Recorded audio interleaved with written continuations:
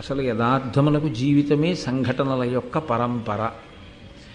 అయితే వెనక్కి తిరిగి చూసుకుని ఈ సంఘటన ఇలా ఎందుకు జరిగి ఉండి ఉంటుంది, ఈ సంఘటన జరిగిన తరువాత నేను ఎంత జారుడు మెట్ల మీద నిలబడి ఉన్నాను, నిజంగా ఏదో పరమేశ్వరానుగ్రహం ఉండి రక్షింపబడ్డాను, కానీ నేను ఈ సంఘటనలని అలా కొనసాగిస్తే ఏ స్థాయికి కింద పడిపోయి ఉండేవాణ్ణో అనేటటువంటి అభిప్రాయం ఒకరికి ఏర్పడింది అనుకోండి, వాడు వెంటనే మళ్ళీ మెట్లెక్కడం ప్రారంభించినవాడు అని గుర్తు.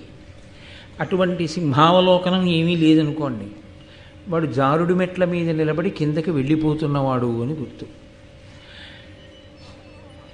ఒకవేళ అలా సింహావలోకనం చేసుకున్నా, అయ్యా ఇది ఇలా ఎందుకు జరిగి ఉంటుందండి అని అడగడానికి శాస్త్రం తెలుసున్నవాడు, విషయాన్ని శాస్త్రీయమైన కోణంలో విచారణ చేసి చెప్పగలిగినటువంటి వాడు అలా చెప్పడమే తప్ప చెప్పడం వెనక స్వార్థం లేనివాడైనటువంటి ఒక వ్యక్తి దొరకడం అంతకన్నా కష్టం. ఒకవేళ ఇలా రెండూ కలిసి వచ్చాయనుకోండి, అది వాళ్ళిద్దరితో పోయే విషయం కాదు. అది యుగాలతో సంబంధం లేకుండా జీవకోటిని తరింపచేసేటటువంటి ఒక గొప్ప సంఘటనగా చరిత్ర యందు మిగిలిపోతుంది.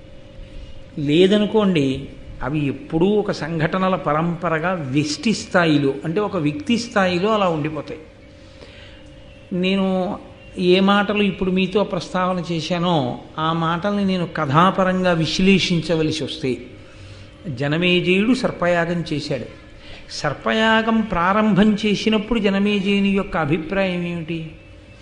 నీ చేస్తున్నది ఒప్పు, మా నాన్నని అంత కఠినంగా చంపినటువంటి ఆ తక్షకుణ్ణి సంహరించడం, తక్షకుని వంశంలో పుట్టినటువంటి సమస్తమైన ఆ పాముల్ని చంపడం ఎంత మాత్రమూ దోషభూయిష్టం కాదు, కాబట్టి నేను చంపేస్తాను అన్నాడు. ఆయన యాగం చేస్తాను అన్నప్పుడు తప్పయ్యా అలా యాగం చెయ్యకూడదు అన్నవాడు ఎవరైనా ఉన్నాడా జనమేజయుడితో? ఎవ్వరూ లేరు. లోకంలో తీరు ఎలా ఉంటుందంటే, మహారాజు మనసులో దీని ఎందు ప్రీతి ఉన్నది అన్న అభిప్రాయం ఉంటే సాధారణంగా దాన్ని అనుసరించే మాట్లాడతారు. మంత్రులు ఆ సర్పయాగం చెయ్యమని ప్రోత్సహించారు. వాస్తుశాస్త్రం చెప్పాడు ఒక్క ఆయన మాత్రం. ఒక పురాణజ్ఞుడు యాగశాల నిర్మాణంలో దోషం ఉంది, అందుకని ఈ యాగం ఆగిపోతుందని చెప్పాడు. అది కూడా ఒక బ్రాహ్మణుడి కారణంగా ఆగిపోతుంది అని చెప్పాడు. ఆయన పట్టించుకోలేదు జనమేజయుడు. మనము అంతే, వ్యక్తిగత సౌకర్యము, ఆ తర్వాత మనకుండేటటువంటి ఆవేశకావేశములనేటటువంటి పెనుగాలియందు శాస్త్ర ప్రమాణములు కొట్టుకుపోయేటట్టుగా వదిలిపెట్టేస్తాం. దానికి అందరి నోటి వెంట వచ్చే మాట ఒకటే, ఏం పర్వాలేదులేండి అని విడిచిపెట్టేస్తాం. జనమేజయుడు అదే అన్నాడు, ఏం పర్వాలేదులేండి. ఎందుకు పర్వాలేదులేండి అంటే, శాస్త్రమా, శాస్త్రధిక్కారము జరిగేటట్టుగా క్రతువు జరుగుతున్నప్పుడు చెయ్యడానికి అక్కడ సంభారములు చేయించేవాళ్ళు ఎంత గొప్పవాళ్ళైనా అది నిలబడుతుందా అంటే, శాస్త్రధిక్కారము చేస్తే నిలబడదు, నిరూపించారు. ఆస్తిక మహర్షి వచ్చారు, సర్పయాగం ఆగిపోయింది. నిన్నను నేను మీతో కొన్ని పద్యాలు మనవి చేశాను, ఆస్తిక మహర్షి చదివినటువంటి పద్యాలు.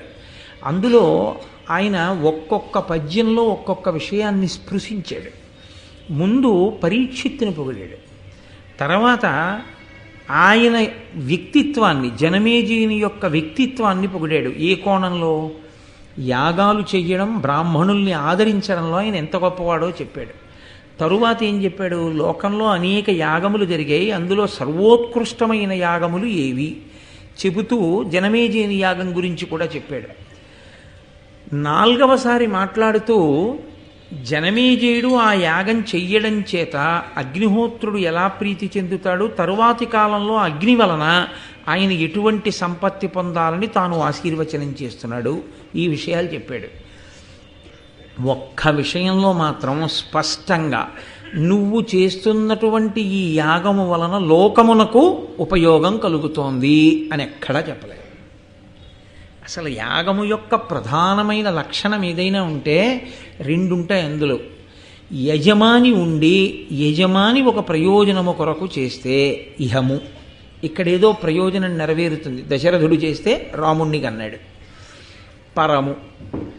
ఇక్కడ ప్రయోజనం కొరకు కాదు అని చేస్తే ఊర్ధ్వలోకాల్లో నివసించగలిగినటువంటి గొప్ప శక్తిని యాగము కృప చేస్తుంది.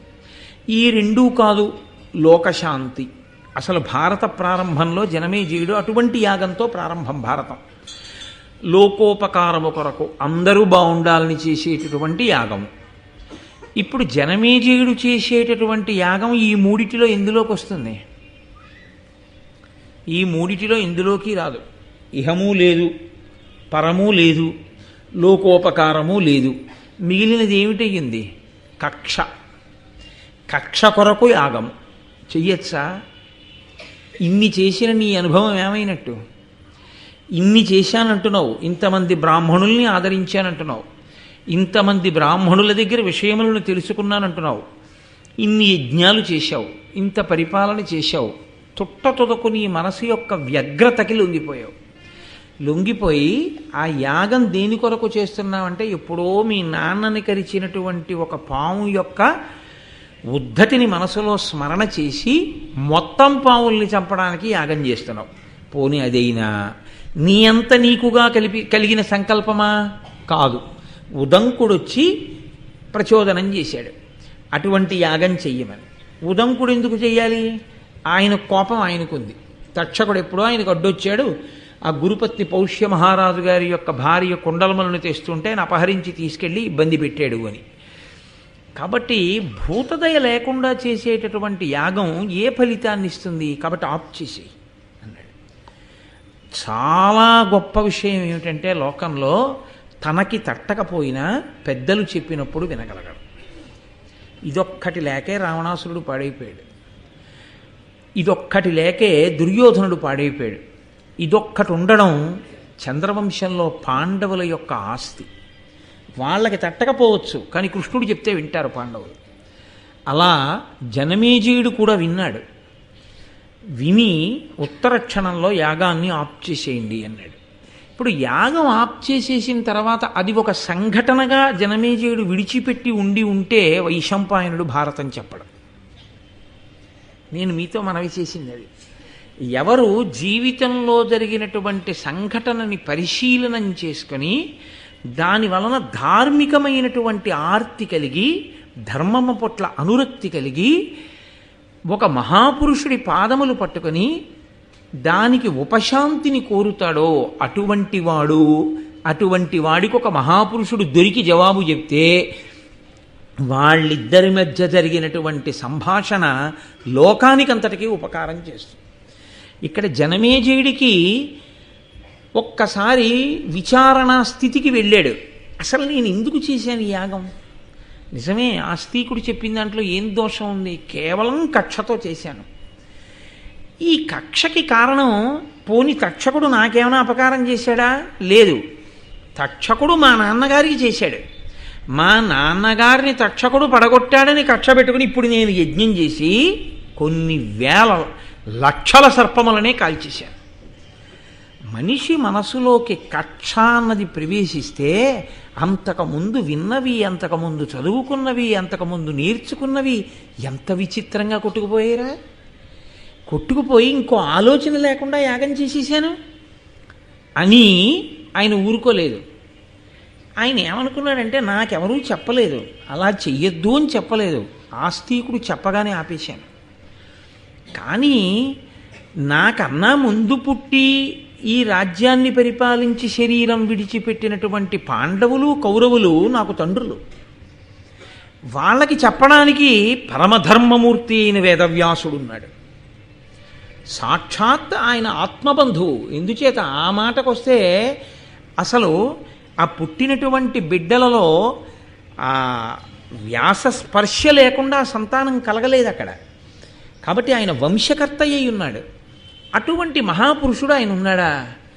పెద్దరికం వహించి మాట చెప్పడానికి భీష్ముడు ఉన్నాడా?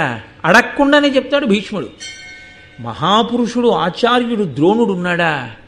కృపాచార్యుడు ఉన్నాడా? ఇంతమంది ఉండి మరి ఎవరు వినకపోవడం వల్ల అంత పెద్ద యుద్ధం జరిగింది కురుక్షేత్రం. వాళ్ళు ఎక్కడో మాట వింటే ఇంత భారతం జరిగి ఉండకూడదు. కాబట్టి వ్యాసుడు ఉండగా ఇది ఎలా జరిగింది అసలు? ఎవరు మాట వినకపోవడం వల్ల జరిగింది? మాట వినకపోవడం అనేటటువంటిది కేవలం స్వభావరీత్యా మాట వినకపోవడం జరిగిందా? అంతకన్నా ఇంకా వెనకాతల కారణం ఏమైనా ఉందా? ఒక వ్యక్తి స్వభావరీత్యా మాట వినకపోవడం అన్నది జరిగి ఉంటే ఇంతమంది మహాత్ములున్న చోట ఒక్కడే పోయి ఉండాలి. అలా పోలేదు.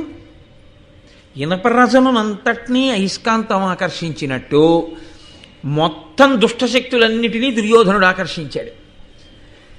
దేవతాశక్తులన్నీ ఈశ్వరుడి ముందు నించున్నట్టు దేవతాశక్తుల యందు ఆవిర్భవించిన వారందరూ పాండవుల వైపుకి వెళ్ళారు.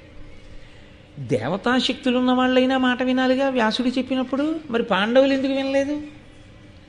వీళ్ళిద్దరికీ యుద్ధం ఎందుకు జరిగింది అసలు కురుక్షేత్రంలో? ఆస్తికుడు చెప్పగానే నేను విని యజ్ఞం ఆపినట్టు వీళ్ళు కూడా భీష్ముడి మాటో, ద్రోణుడి మాటో, వ్యాసుడి మాటో, విదురుడి మాటో, అంతటి ధర్మాత్ములందరూ సభలోనే ఉన్నారు. కొత్తగా ఎవరినో అడగవలసిన అవసరం లేదు, ఎక్కడి నుంచో తెచ్చుకోవలసిన అవసరం లేదు. ఇవాళ నా అదృష్టం కొద్దీ వ్యాసుడు ఉన్నాడు సభలో అడగడానికి. అప్పుడు వాళ్ళకి ఆ ఇబ్బంది ఏం లేదు. ఎప్పుడూ ఉంటాడు భీష్ముడు, ఎప్పుడూ ఉంటాడు ద్రోణుడు, ఎప్పుడూ ఉంటాడు కృపుడు, ఎప్పుడూ ఉంటాడు విదురుడు. ఉన్నవాళ్ళు ఏదో తినేసి ఉత్తినే కూర్చోరుగా. వాళ్ళు ఎప్పుడూ ధర్మం మాట్లాడుతూనే ఉంటారు. అది బహుశా మా తాతలు చిన్నతనం నుంచి విని ఉండాలి. జనమేజయుడు పరీక్షిత్తు కొడుకు, పరీక్షిత్తు అభిమన్యుడు కొడుకు, అభిమన్యుడు అర్జునుడు కొడుకు. కాబట్టి మా పితృపితామహులు విని ఉండాలి మాట. ఎక్కడొచ్చింది అసలు దోషం? అసలు భారతం ఎందుకు వచ్చింది? కురుక్షేత్ర యుద్ధం ఎందుకు జరిగింది? ఎక్కడ మాట వినకపోవడం అన్నది జరిగింది. ఎవరెవరు మంచి మాటలు చెప్పారు, ఎవరెవరు మాట వినలేదు. ఎవరెవరు మాట వినకపోవడం వల్ల ఏ స్వభావముల చేత, ఏ కారణముల చేత ఇంత భారత యుద్ధం జరగవలసి వచ్చింది. ఈ సంఘర్షణలో ఏవో చాలా గొప్ప గొప్ప విషయాలే ఉండుంటాయి తెలుసుకోవలసింది. ఇప్పుడు కథని కథగా చెప్పేవాడు కాదు కావలసింది, కథలో ఉన్నటువంటి ధర్మసూక్ష్మములతో చెప్పేవాడు కావాలి మనకి. అదృష్టం ఏమిటంటే వ్యాసుడు ఉన్నాడు సభలో, యజ్ఞపరీక్షకుడిగా కూర్చుని ఉన్నాడు. ఆ వ్యాసుడే మహాభారత రచన చేసినవాడు. ఇతిహాస రచన, ఇతిహాస అన్న మాట ఎందుకంటారు అన్నది నేను మీతో మనవి చేశాను. ఇతిహాసం అది అలాగే జరిగినది. ఎందుకనంటే వ్యాసుడు కూడా అందులో ప్రధానమైన భూమిక పోషించాడు కాబట్టి వ్యాసుడు ఉన్నాడు. నేను అడుగుతాను, అడిగితే వ్యాసుడు చెప్పాలి. కానీ పెద్దలను అడిగితే పెద్దలు చెప్పాలని ఆశించి మీరు అడగవచ్చా? అదేం బాకీయా చెప్పాలని? కాదు. ఎందుకు చెప్పాలి? కృప కలిగి చెప్పాలి. కృప వారికి కలగాలి అంటే ఎందుకు కలగాలి? మన ఆర్తి అర్థమైతే కలగాలి. ఏదో తెలుసుకోవాలనేటటువంటి ఆర్తి అవతల వారి యందు ఉన్నది అంతే. గురువుగారు మాట్లాడడానికి అంతకన్నా ఇంకొక విషయాన్ని ప్రాతిపదికగా తీసుకోరు. గురువుగారు మాట్లాడే దేనికి మాట్లాడతారు అంటే కేవలముగా శిష్యుని యొక్క ఆర్తి చూసి మాట్లాడతారు. ఆవు పాలు ఎందుకు వదులుతుంది? తాను గడ్డి తిని నెమరు వేసి తయారు చేసిన పాలు కడుపులో పెట్టుకొని శిరములలోకి విడవకుండా పొదుగులో దాచుకున్న ఆవు ఏ కారణానికి పాలని విడిచిపెడుతుంది? ఆకలితో ఉంది దూడ అని గుర్తేమిటంటే పలుపు విప్పగానే పరుగెత్తుకెళ్ళి పొదుగులో 2 గుద్దులు గుద్దితే చాలు విడిచిపెట్టేస్తుంది. పొదుగులో 2 గుద్దులు గుద్దిన దూడకి పాలు విడిచిపెట్టకుండా ఉండలేని ఆవులా ఆర్తితో పాదములు పట్టుకున్నటువంటి శిష్యుడి వంక చూసి చెప్పకుండా ఉండలేక గురువు చెప్తాడు. కాబట్టి నాకిక్కడ వ్యాసుడు ఉన్నాడు, నా ఆర్తి ఆయనకు అర్థమైతే చాలు మాట్లాడతాడు. లేకపోతే ఆయనకి మాట్లాడవలసిన అవసరం లేదు, ఆయన చిరునవ్వు నవ్వి వెళ్ళిపోతారు. కాబట్టి ఇప్పుడు వ్యాసుడు మాట్లాడడం అంటే నా ఆర్తి అర్థమైతే మాట్లాడాలి. నా ఆర్తి అర్థమైతే మాట్లాడేస్తాడనుకోకూడదు. ఆయన ఎవరో నాకు అర్థమైందని కూడా ఆయనకు అర్థం అవ్వాలి. ఆయన యందు నా యొక్క పూజ్య భావన ఆయనకు అర్థమైంది అన్న విషయం కూడా స్పష్టము కావాలి. కాబట్టి ఈ కోణంలో జనమేజయుడు అడుగుతున్నాడు. లేకపోతే భారతాన్ని వైశంపాయనుడు చెప్పవలసిన అవసరం లేదు. మీరు ఏదైనా సరే ఒక గొప్ప గ్రంథం కానీ ఒక గొప్ప చరిత్ర కానీ ఆవిష్కరింపబడుతుంటే దానికి కారణమేది అన్నది తెలుసుకుంటే ఒక ప్రయోజనం ఉంటుంది. మనం కూడా జీవితంలో అలా ఊంచుకోవడం అలవాటు అవుతుంది. ఎందుకని అంటే తప్పు చెయ్యనివాడు, చెయ్యకుండా ఉండగలిగినవాడు, అసలు ఏ తప్పు చెయ్యకుండా నా జీవితం ఉంది అన్నవాడు చాలా కష్టం. ఏదో తప్పు అజ్ఞానం చేతనో అమాయకత్వం చేతనో తెలిసో ఎక్కడో జరుగుతుంది. కానీ దానిని విచారణ చేసుకుని కనుక నేను దీన్ని పట్టుకోకూడదు అని బాగా ప్రతిజ్ఞ చేసుకుని నిలబడగలిగిన వాడే దిద్దుకోగలిగినవాడు. లేకపోతే ఏదో ప్రతిదాన్ని చాలా చులకనగా తీసుకుంటూ పెద్ద విషయం ఏముందని కాకతాళీయము అంటారు. అలా కాకతాళీయంగా తీసుకున్నారనుకోండి, అలాంటి వారికి జీవితంలో ఎన్ని విననివ్వండి, ఎన్ని జరుగుతూ ఉండనివ్వండి, ఎన్ని చూస్తూ ఉండనివ్వండి, ఏమీ వరగదు. కొత్తగా మార్పు రాదు. ఎందుకు రాదు అంటే ఒక్కటే కారణం, వాళ్ళు ఆగి వెనక్కి చూడరు, విన్నదాన్ని తమ జీవితానికి సమన్వయం చేసుకోరు. ఈ రెండు ఎక్కడ ఉండవో అక్కడ అభ్యున్నతి ఉండదు. అందుకే గురువాక్యము అన్నది ఎటువంటిది అంటే, గురువాక్యము వర్షం లాంటిది. శిష్యుడు ఎటువంటి వాడు అంటే, మట్టిలో ఉన్న విత్తనం అయితే మొలకెత్తుతుంది, రోటి మీద పడి ఉన్న విత్తనం అయితే మొలకెత్తదు. వాన నీరు ఒకవేళ రోటి గుంతలోకి చేరి అందులోకి విత్తనం తడిసి నానుతూ ఉండిపోయినా ఆ విత్తనం మొలకెత్తదు. ఎందుకంటే ఒక్కటే కారణం, అది బండరాతి మీద ఉన్నది కాబట్టి మొలకలెత్తదు. దానికి సహజంగా మెత్తని మట్టిలో అది లేదు. అదే మట్టిలో ఉన్నటువంటి విత్తనం మీద ఒక్క చినుకు చాలు, మహావృక్షమై కూర్చుంది. అలా మహావృక్షము కావడానికి మట్టిలో ఉండడమే విత్తనం యొక్క ప్రధానమైనటువంటి యోగ్యత అయితే, విచారణ చేసుకుని తన జీవితంలోకి విన్న విషయాన్ని అన్వయం చేసుకుని నిలబడగలిగినటువంటి ప్రజ్ఞ ఉన్నవాడెవడో వాడు వేరొక ధర్మరాజు కాగలడు, తనని తాను దిద్దుకోగలడు. దాని కొరకు భారతాది ఇతిహాసములు వచ్చే, అందుకిచ్చారు మహానుభావుడు వ్యాసభగవానుడు. ఇది నేను చెప్పకపోతే ఎలా సమన్వయం చేసుకుంటారు వాళ్ళ జీవితాన్ని, ఎలా వాళ్ళని వాళ్ళు దిద్దుకుంటారు, అందుకిచ్చారు.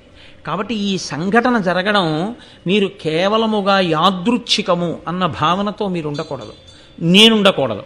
అసలు మహాభారతమునందు ఈ సంఘటన జరగడమే, జనమేజయుడికి అటువంటి ఆలోచన రావడమే మనకందరికీ కూడా సంస్కార భిక్ష పెట్టింది భారతం.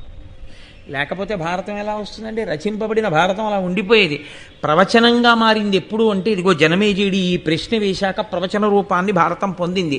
అప్పటి వరకు భారతానికి ప్రవచనం లేదు, అది గ్రంథ రూపంలో ఉంది. అలాగే ఉంటే ఎవరికి వాళ్ళు చదువుకోవాలంతే. ప్రవచన రూపంలోకి ఎప్పుడు మారిందంటే, ఇదిగో జనమేజయుడు వేదవ్యాసుని యొక్క పాదములు పట్టుకుని ఈ ప్రశ్న అడగడం ప్రారంభం చేస్తే అప్పుడు ఆ మహాభారతం ప్రవచన రూపంలోకి మారింది. కాబట్టి అయ్యో, నిజంగా ఆస్తిక మహర్షి వచ్చి రక్షించింది పావుల్నా, ఆస్తిక మహర్షి వచ్చి రక్షించింది నన్ను రక్షించాడు, నాకు అమృతం పెట్టాడు. లేకపోతే ఎంత పాపం చేసుకుంటూ పోదునో, ఎంత కక్షతో ఈ యాగం చేద్దునో, చివరికి ఏమి సాధించానని నేను అనుకోవాలి. అలా కాకుండా నన్ను రక్షించాడు మహానుభావుడు. ఇది ఆయన మనస్సులో ఉన్న మాట. కాబట్టి ఆయన సభలో ఉన్నటువంటి వేదవ్యాసుణ్ణి చూసి, పరమబ్రహ్మనిధిన్ పరాశరసుతున్ బ్రహ్మర్షి ముఖ్యున్ దయాపరు కౌరవ్య పితామహున్ జనహిత ప్రారంభు కృష్ణాజినాంబరు నీలాంబుదవర్ణ దేహు అనురూపప్రాంశు ఉద్యద్దివాకర రుక్పింగ జటాకలాపు గత రాగద్వేషు నిర్మత్సరున్. వ్యాసుడన్న మాట ఒక్కటే వదిలిపెట్టేసి, ఆయన పేరు విడిచిపెట్టేసి జనమేజయుడి గుండెలో వ్యాసుణ్ణి తీసుకొచ్చి చెప్తున్నారు మనకి. జనమేజయుని గుండెలో వ్యాసుని పట్ల ఉన్న పూజ్య భావన. ఒక గురువుగారి దగ్గర కూర్చున్న శిష్యునికి అభ్యున్నతి ఎప్పుడు అంటే, గురువుగారి మీద ఆ పూజ్య భావన ఉంటేనే. ఆ పూజ్యభావన గురువుగారి మీద లేనినాడు అది శిష్యుడికి కొత్తగా ఏమీ తీసుకొచ్చి ఇవ్వదు, ఆయనకేమీ ఆర్ద్రత కల్పించదు, సంస్కార బీజములను నాటలేదు. అందుకే పేరు విడిచిపెట్టేశాడు. అసలు విడిచిపెట్టేసి వ్యాసుని గొప్పతనాన్ని స్మరిస్తున్నాడు జనమేజయుడు. పరమబ్రహ్మనిధిన్, సాక్షాత్తు పరబ్రహ్మమే రాశీభూతమై నా కన్నుల ఎదుట కూర్చుని ఉంది. పరాశరసుతున్, పరాశర మహర్షి యొక్క కుమారుడు, బ్రహ్మర్షి ముఖ్యున్, బ్రహ్మర్షులలో ముఖ్యమైనవాడు, దయాపరున్, ఇందుకు కదూ మాట్లాడాలి, దయ కలిగినవాడు, కౌరవ్య పితామహున్, కురువంశమునకంతటికీ కూడా పితామహ స్థానమునందున్నవాడు, జనహిత ప్రారంభు, జనమునకంతటికీ కూడా హితమును కల్పించడము అనేటటువంటి మార్గమునందు అష్టాదశ పురాణములను వేద విభాగమును చేసి లోకానికి 4 మంచి మాటలు చెప్పి జనాన్ని మంచి మార్గంలోకి మళ్లించడం అనేటటువంటి ప్రక్రియని ప్రారంభం చేసిన మహాపురుషుడు. కృష్ణాజినాంబరు, కృష్ణాజినం కట్టుకుని ఉన్నవాడు, నీలాంబుదవర్ణదేహు, నల్లని మేఘం ఎలా ఉంటుందో అటువంటి శరీరంతో ఉన్నవాడు, అటువంటి కాంతితో ఉన్నవాడు, అనురూప ప్రాంశు, ఆ పేరుకి తగినటువంటి గుణములు కలిగినటువంటి వాడు, ఉద్యద్దివాకర రుక్పింగ జటాకలాపు, అప్పుడే ఉదయించినటువంటి సూర్యబింబము నుంచి వచ్చేటటువంటి కాంతి ఎలా ఉంటుందో అటువంటి కాంతితో మిరిసిపోతున్నటువంటి ఎర్రని జటలు చుట్టబడినటువంటి ఆ కొప్పు కలిగినటువంటి వాడు, గత రాగద్వేషు, రాగద్వేషములు లేనివాడు, నిర్మత్సరున్, ఏమాత్సర్యము లేనివాడు. అసలు వ్యాసుడు అన్న మాట ఎక్కడన్నా వాడారా? వ్యాసుడు లోకానికి తెలుసు, జనమేజయుడికి తెలుసు, మీకు తెలుసు, నాకు తెలుసు.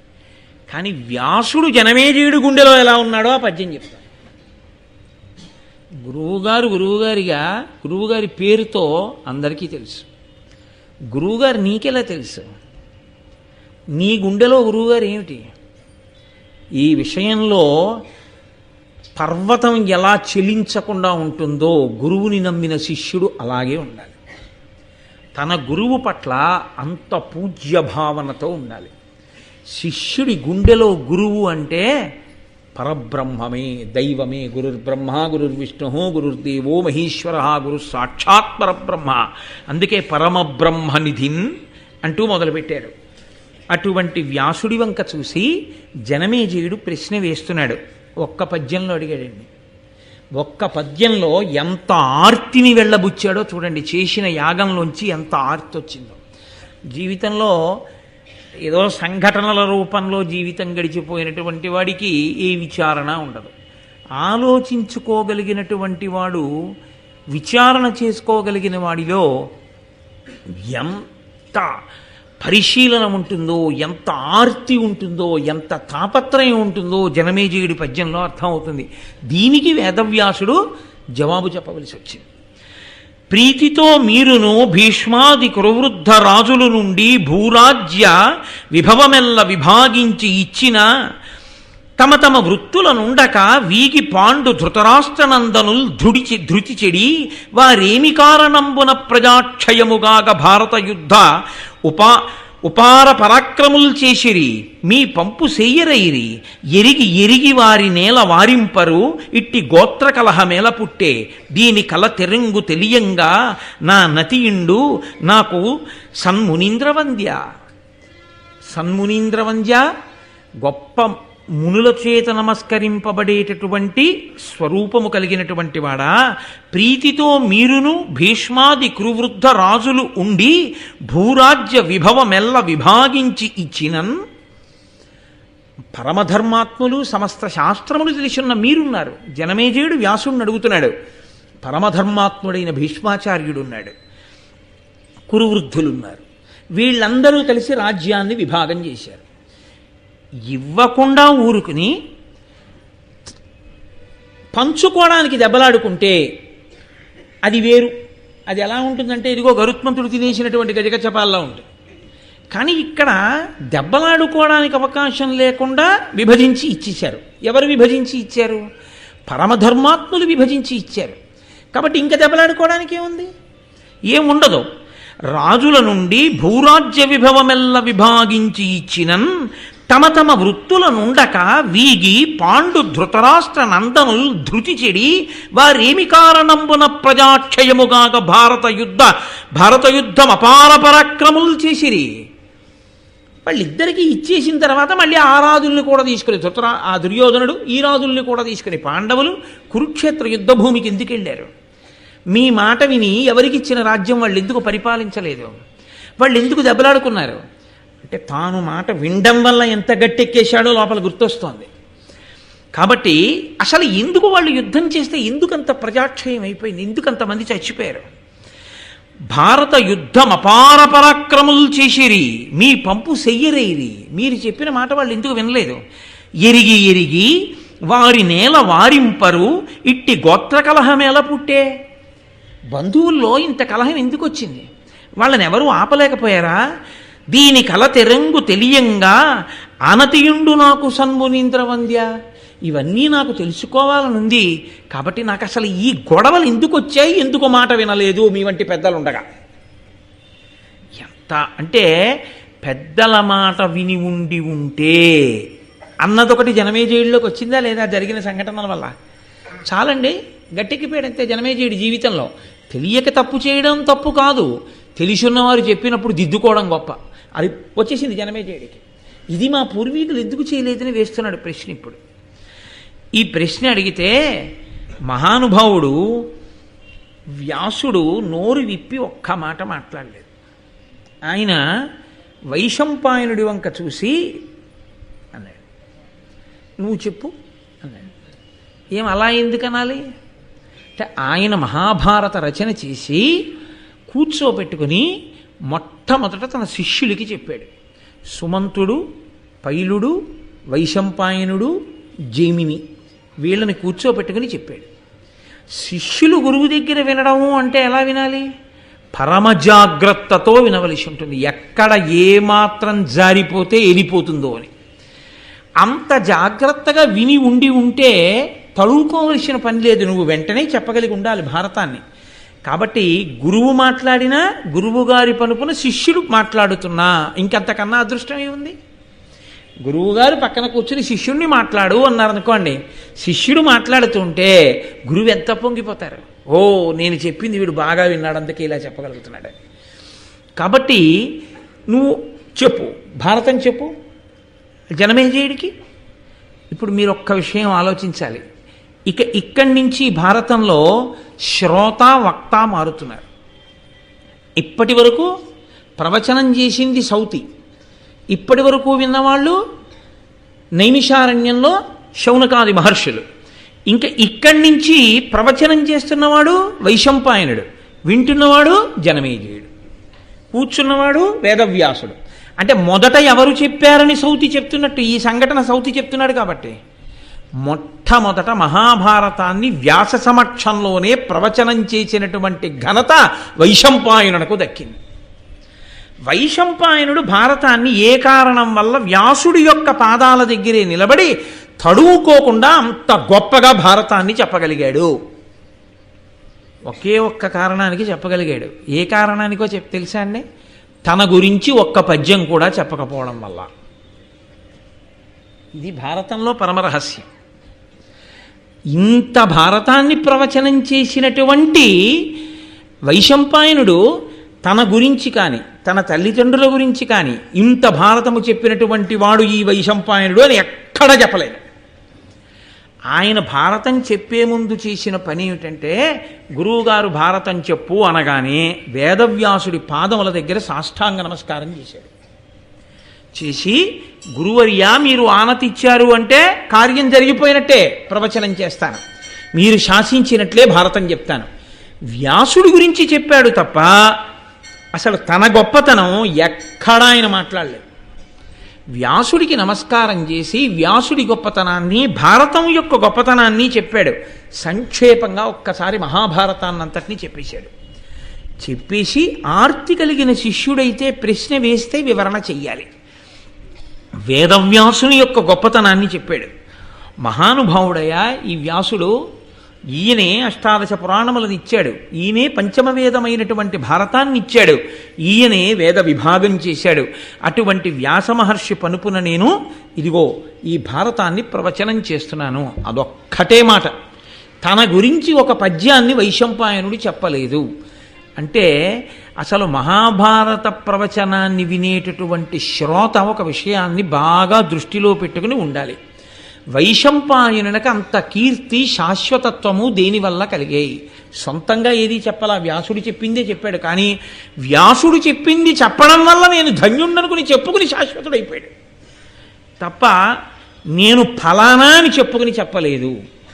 భగవత్ సంబంధమైనటువంటి విషయాన్ని ప్రవచనం చేసేటటువంటి వాడికి ఉండవలసిన ఏకైక అర్హత ఆ భగవంతుని యందు నిరతిశయమైన భక్తి, భగవత్ కథ రచన చేసినటువంటి ఋషి పాదముల యందు భక్తి. తన గురించి తెలియవలసిన అవసరం లేదు. భారతం మీద ప్రసంగాలు కోటేశ్వరరావు గారు చేస్తున్నారు అంటే కోటేశ్వరరావు గారి బయోడేటా ఏమిటి అన్న విషయాన్ని నేను చెప్పక్కర్లేదు, మీరు వినక్కర్లేదు, అనవసరం. నేను వ్యాస హృదయాన్ని ఏమైనా చెప్పగలనా? వైశంపాయన హృదయాన్ని చెప్పగలనా? నేను నన్నయ్య గారి హృదయాన్ని ఏమైనా నేను చెప్పగలనా? అలా చెప్పగలిగితే, నేను పరమభక్తితో వాళ్ళకి నమస్కారం చేసి కూర్చోగలిగితే అదే నాకు భారతం చెప్పడానికి అర్హత. కాదు, తన గొప్పతనాన్ని కోరుకోకుండా గురువుగారి యొక్క వైభవాన్ని మాత్రమే స్మరిస్తూ గురువుగారి కింకరుడిగా ఇది చెయ్యగలిగిన అదృష్టం నాకు పట్టిందని చేసిన శిష్యుడెవరో వాడు శాశ్వతత్వాన్ని పొందుతాడు, వాడు తరిస్తాడు. తప్ప ఇది నేను చేస్తున్నాననేటటువంటి అహంకార స్పర్శ తగిలితే గురువు ఎంత గొప్పవాడైనా, గురువు పక్కన నువ్వు చేరినా నీవు ఆ అభ్యున్నతిని పూర్ణంగా పొందలేవు. ఇది వైశంపాయనుడు మనకి నిరూపించి చూపించాడు మహాభారతంలో. వైశంపాయనుడే అంత వినయంగా మాట్లాడితే, అంత భారతం చెప్పగలిగిన వాడు ఏ సభలో ఎక్కడ మీరు మీ బయోడేటా చెప్పుకుని మీ క్వాలిఫికేషన్లు, మీ గొప్పతనాలు, మీ బిరుదులు, మీ అక్కర్లేనితనాలు చెప్పుకుని అందుకు నేను భారతం చెప్తున్నానని మీరు చెప్పగలరా? మాకు చెప్పండి. ఇవి ఏం చెప్పి వైశంపాయనుడు చెప్పాడు? అది చెప్పడానికి నువ్వు చదువుకున్న చదువా కారణం? ఒక్కనాటికి కాదు. ఏదైనా అనుగ్రహం అంటూ ఉంటే అది కేవలం పరదేవతానుగ్రహం, కృష్ణానుగ్రహం, వ్యాసానుగ్రహం, కవిత్రయం యొక్క అనుగ్రహం. ఆ భావన లోపల పెట్టుకుని చెప్పిన నాడు, ఆ భావనతో విన్ననాడు గురువు యొక్క అనుగ్రహం పరిపూర్ణంగా కలుగుతుంది. ఏదైనా అనుగ్రహం అంటూ ఉంటే అది కేవలం పరదేవతానుగ్రహం, కృష్ణానుగ్రహం, వ్యాసానుగ్రహం, కవిత్రయం యొక్క అనుగ్రహం. ఆ భావన లోపల పెట్టుకుని చెప్పిన నాడు, ఆ భావనతో విన్ననాడు గురువు యొక్క అనుగ్రహం పరిపూర్ణంగా కలుగుతుంది. వ్యాస భగవానుని యొక్క అనుగ్రహం మనకి పరిపూర్ణంగా కలుగుతుంది. కాబట్టి ఆయన భారత కథని ప్రారంభం చేస్తున్నాడు. చేస్తూ అన్నాడు, వాసవ ప్రతిముండు వసువను నాతండు చేది భూనాథుండు శిష్టలోక నుతకీర్తి మృగయా వినోదార్థమడవికి జని ఒక్క ముని జనాశ్రమమునందు నిర్వేదమున మహానిష్టతో సన్యస్త శస్త్రుడై తపమొప్ప జలుపుచున్న ఆతని పాలికి అమరగణంబుతో ఇంద్రుండు వచ్చి తానిట్టులనియే. ఒకానొకప్పుడు వాసవ ప్రతిముండు వసువను నాతండు, ఇంద్రుడితో సమానమైనటువంటి బలాపరాక్రమములు కలిగినటువంటి రాజు వసువు అనబడేటటువంటి వాడు. ఆయన చేది భూనాథుండు, చేది రాజ్యాన్ని పరిపాలిస్తూ ఉండేవాడు. అందులో శిష్టలోక నుత కీర్తి, లోకంలో ఉండేటటువంటి మంచివారి చేత కీర్తింపబడినవాడు. ఎవరు పడితే వాడు కీర్తించడం గొప్ప కాదు. లోకంలో మహాత్ములైన వారు, పెద్దలైన వారు, శిష్టులైనటువంటి వారు, అటువంటి వారు గుణములను కీర్తిస్తే షహబాష్ అనొక్క మాట అంటే తన జీవితానికి సార్థకత. కాబట్టి శిష్టలోకనుత కీర్తి మృగయా వినోదార్థమడవికి జని, ఆయన మృగయా వినోదార్థము, ఆయన కూడా వేట నెపం మీద అడవికి వెళ్ళాడు. వెళ్ళి జంతువుల్ని వేటాడాడు. ఒక్క మునిజనాశ్రమమునందు నిర్వేదమున మహానిష్టతో సన్యస్త శస్త్రుడై తపమొప్ప చరుపుచున్న ఆతని పాలికి అమరగణంబుతో ఇంద్రుండి వచ్చి, ఆ ఆశ్రమంలోకి వెళ్ళి అక్కడ తపస్సు చేసుకుంటున్నటువంటి ఋషుల్ని చూశాడు. ఏముంటుంది ఆశ్రమంలో? ఏమీ ఉండదు. తాటాకుతో నేసినటువంటి కప్పు, లేదా ఆ జనుముతో నేసిన కప్పు, వెదురుతో కట్టి మట్టితో అలికినటువంటి గోడలు. ఆ గోడ కూడా పూర్తిగా ఉండదు, పిట్టగోడంత మట్టి ఉంటుంది, మిగిలింది వెదురుతో ఉంటుంది. కర్రతో చేసినటువంటి ఒక ఆచమన పాత్ర, ఏదో కొద్దిగా కావలసినటువంటి సంభారములు, ఇన్ని పువ్వులు, ఇన్ని పత్రాలు, కాస్త తేనె, 4 పళ్ళు, ఇన్ని దుంపలు తప్ప ఇంకా ఏది అక్కడ భోగ వస్తువు అన్నది ఏది ఉండదు. మనం లోకంలో ఇది ఉంటే మనకి సుఖంగా ఉంటుందని మనం ఏమనుకుంటామో అవేమీ అక్కడ ఉండవు. ఎన్ని ఉన్నా సుఖశాంతులు లేని మనం ఉంటాం, ఇవేవీ లేకుండా శాంతిగా ఆయన ఉంటాడు. అంతే తేడా. అందుకే అన్నీ ఉన్నవాడు శాంతి కోసం అక్కడికి వెళ్తుంటాడు. కాబట్టి ఇప్పుడు రాజుకి నిర్వేదం ఎందుకు కలిగింది? ఒక్క మునిజనాశ్రమమునందు నిర్వేదమున మహానిష్టతో సన్యస్త శస్త్రుడై తపమొప్పదలుపుచున్న ఆతని పాలికి అమరగణంబుతో ఇంద్రుండు వచ్చి తానిట్టులనియే అనవలసిన అవసరం ఏంటి? రాజు చూసి అనుకున్నాడు, ఒరే, చేది రాజ్యాన్ని పరిపాలించాను, ఇంద్రుడితో సమానం అనిపించుకున్నాను, ఇంత బలపరాక్రమాలు ఉన్నవాణ్ణి, కానీ ఏమిటి నేను సాధించింది? అంతఃపురంలో ఉన్నాను, చలువరాతి మేడల్లో తిరిగాను, హంసతూలికా తల్పాల మీద పడుకున్నాను, కానీ శాంతి ఒక్కటే లేదు. ఎప్పుడూ మనసులో బెంగే, ఏదో పీడ గురించినటువంటి ఆలోచనే. ఈయనో పరమేశ్వరుణ్ణొక్కడిని నమ్ముకుని ఇంత తేనె, 4 పళ్ళు, ఇన్ని పువ్వులు, ఇంత పత్రి పెట్టుకుని హాయిగా ఈ కుటీరంలో, ఈ ఆశ్రమంలో ఎంత ప్రశాంతంగా ఉన్నాడు. నేను రాజదండం పట్టు కూర్చుంటే నా చాట్న కొట్టుకుంటున్నారు అందరూ. ఈయన అలా కూర్చుని ఈశ్వరుణ్ణి ధ్యానం చేస్తూ కూర్చుంటే సహజంగా జాతి వైరం ఉన్నటువంటి ప్రాణులు జాతి వైరాన్ని మరిచి చెలిమి చేసి తిరుగుతున్నాయి ఈయన తపప్రభావానికి. ఇది కదురా అసలు మనిషి శాంతిగా బతకడం అంటే. ఇది ఏమిటి నేను పొందింది ఆ రాచరికంలో, ఏమిటి నేను పొందింది ఆ ఐశ్వర్యంలో? వద్దు అని ఇది నిర్వేదము. అయ్యో, నేను చేసింది నాకు దేనికి పనికొచ్చిందన్న భావన కలిగింది. కలిగి ఆయన కూడా సైన్యాన్ని దూరంగా పెట్టేసి ఆ అస్త్రాలు శస్త్రాలు తీసి అవతల పారేసి చిచి వీటి గొడవ ఇంకొద్దని ప్రశాంతంగా కూర్చుని తపస్సు చేసుకోవడం మొదలెట్టాడు. చాలా చిత్రమైన విషయం కదండి. మార్పు రావడాన్ని మాట్లాడుతోంది భారతం అని మీరు గుర్తుపట్టాలి. జనమేజయుడు మార్పు దగ్గర మొదలుపెట్టి మార్పు రావడాన్నే మాట్లాడుతోంది. ఇంకాను ఇప్పుడు ఆయన దగ్గరికి ఇంద్రుడు అమరగణములతో వచ్చాడంటే దేవతాగణములతో కూడినటువంటి వాడై ఈయన దగ్గరికి వచ్చాడు. వచ్చి ఒక గొప్ప విమానాన్ని ఒకదాన్ని ఆయన దగ్గర పెట్టాడు. ఉన్నవి కాక కొత్తవి చేర్చాడు. చూడండి, అది విచిత్రం. ఇచ్చి అన్నాడు, నీవు నాకు సఖుడవు, ఇక నుంచి కేవలం భూమి మీద గొప్పతనం కాదు, ఈ విమానంలో నువ్వు స్వర్గలోకానికి వస్తుంది, కాసేపు నా దగ్గర 2-3 రోజులు ఉంటుండు, వెళ్ళిపోతావు. ఇప్పుడు పెదవులతో పిలవడం ఒక ఎత్తు, గుండెతో పిలవడం ఒక ఎత్తు. ఎప్పుడైనా మా ఊరు వస్తే ఒకసారి రండి అనడం వేరు, మీరు ఎలా అయినా ఖాళీ చేసుకుని మా ఇంట్లో 2 రోజులు ఉండేటట్టుగా రండి అనడం వేరు కాదు. మా ఊరు వస్తే రండి అన్నప్పుడే అర్థమైపోయింది. మన పని మీద ఏమైనా పెడితే ఒకసారి ఆయన ఇంటికి వెళ్ళాలి, ఉంటే ఉంటాడు, నాకు తెలియదు. మీరు ప్రయత్నపూర్వకంగా మా ఇంటికి రండి 2 రోజులు, ఈ ఊళ్ళో 2 రోజులు మా ఇంట్లో ఉండి వెళ్ళాలి మీరు, తప్పదు అన్నాడు అనుకోండి, గుండెలతో పిలుస్తున్నాడని గుర్తు కదండి. కాబట్టి ఇంద్రుడు ఈయన పొందిన శాంతికి మిచ్చి ఇవన్నీ ఇస్తున్నాడు. ఇప్పుడు ఇంకా శాంతి ఉంటుందా? ఇంకా కొత్త అల్లర్లు ప్రారంభమవుతాయా? కొత్త అల్లరే ప్రారంభమవుతుంది. కాబట్టి ఇప్పుడు బాహ్యంలో గొప్ప వైభవాన్నే కృప చేస్తున్నాడు. ఒక దివ్య విమానాన్ని ఇచ్చి ఏదో మీరు అప్పుడప్పుడు మా దగ్గరికి వచ్చి స్వర్గలోకంలో కాసేపు కూర్చుండి ఉండండి అంటే ఎలా పెడతాడు? ఒక దివ్య విమానం ఇచ్చాడు. ఈ విమానంలో స్వర్గలోకానికి వచ్చేస్తే ఓ 2-3 రోజులు మా దగ్గర ఉండి సంతోషంగా గడిపి పెడుతుందిరుగా.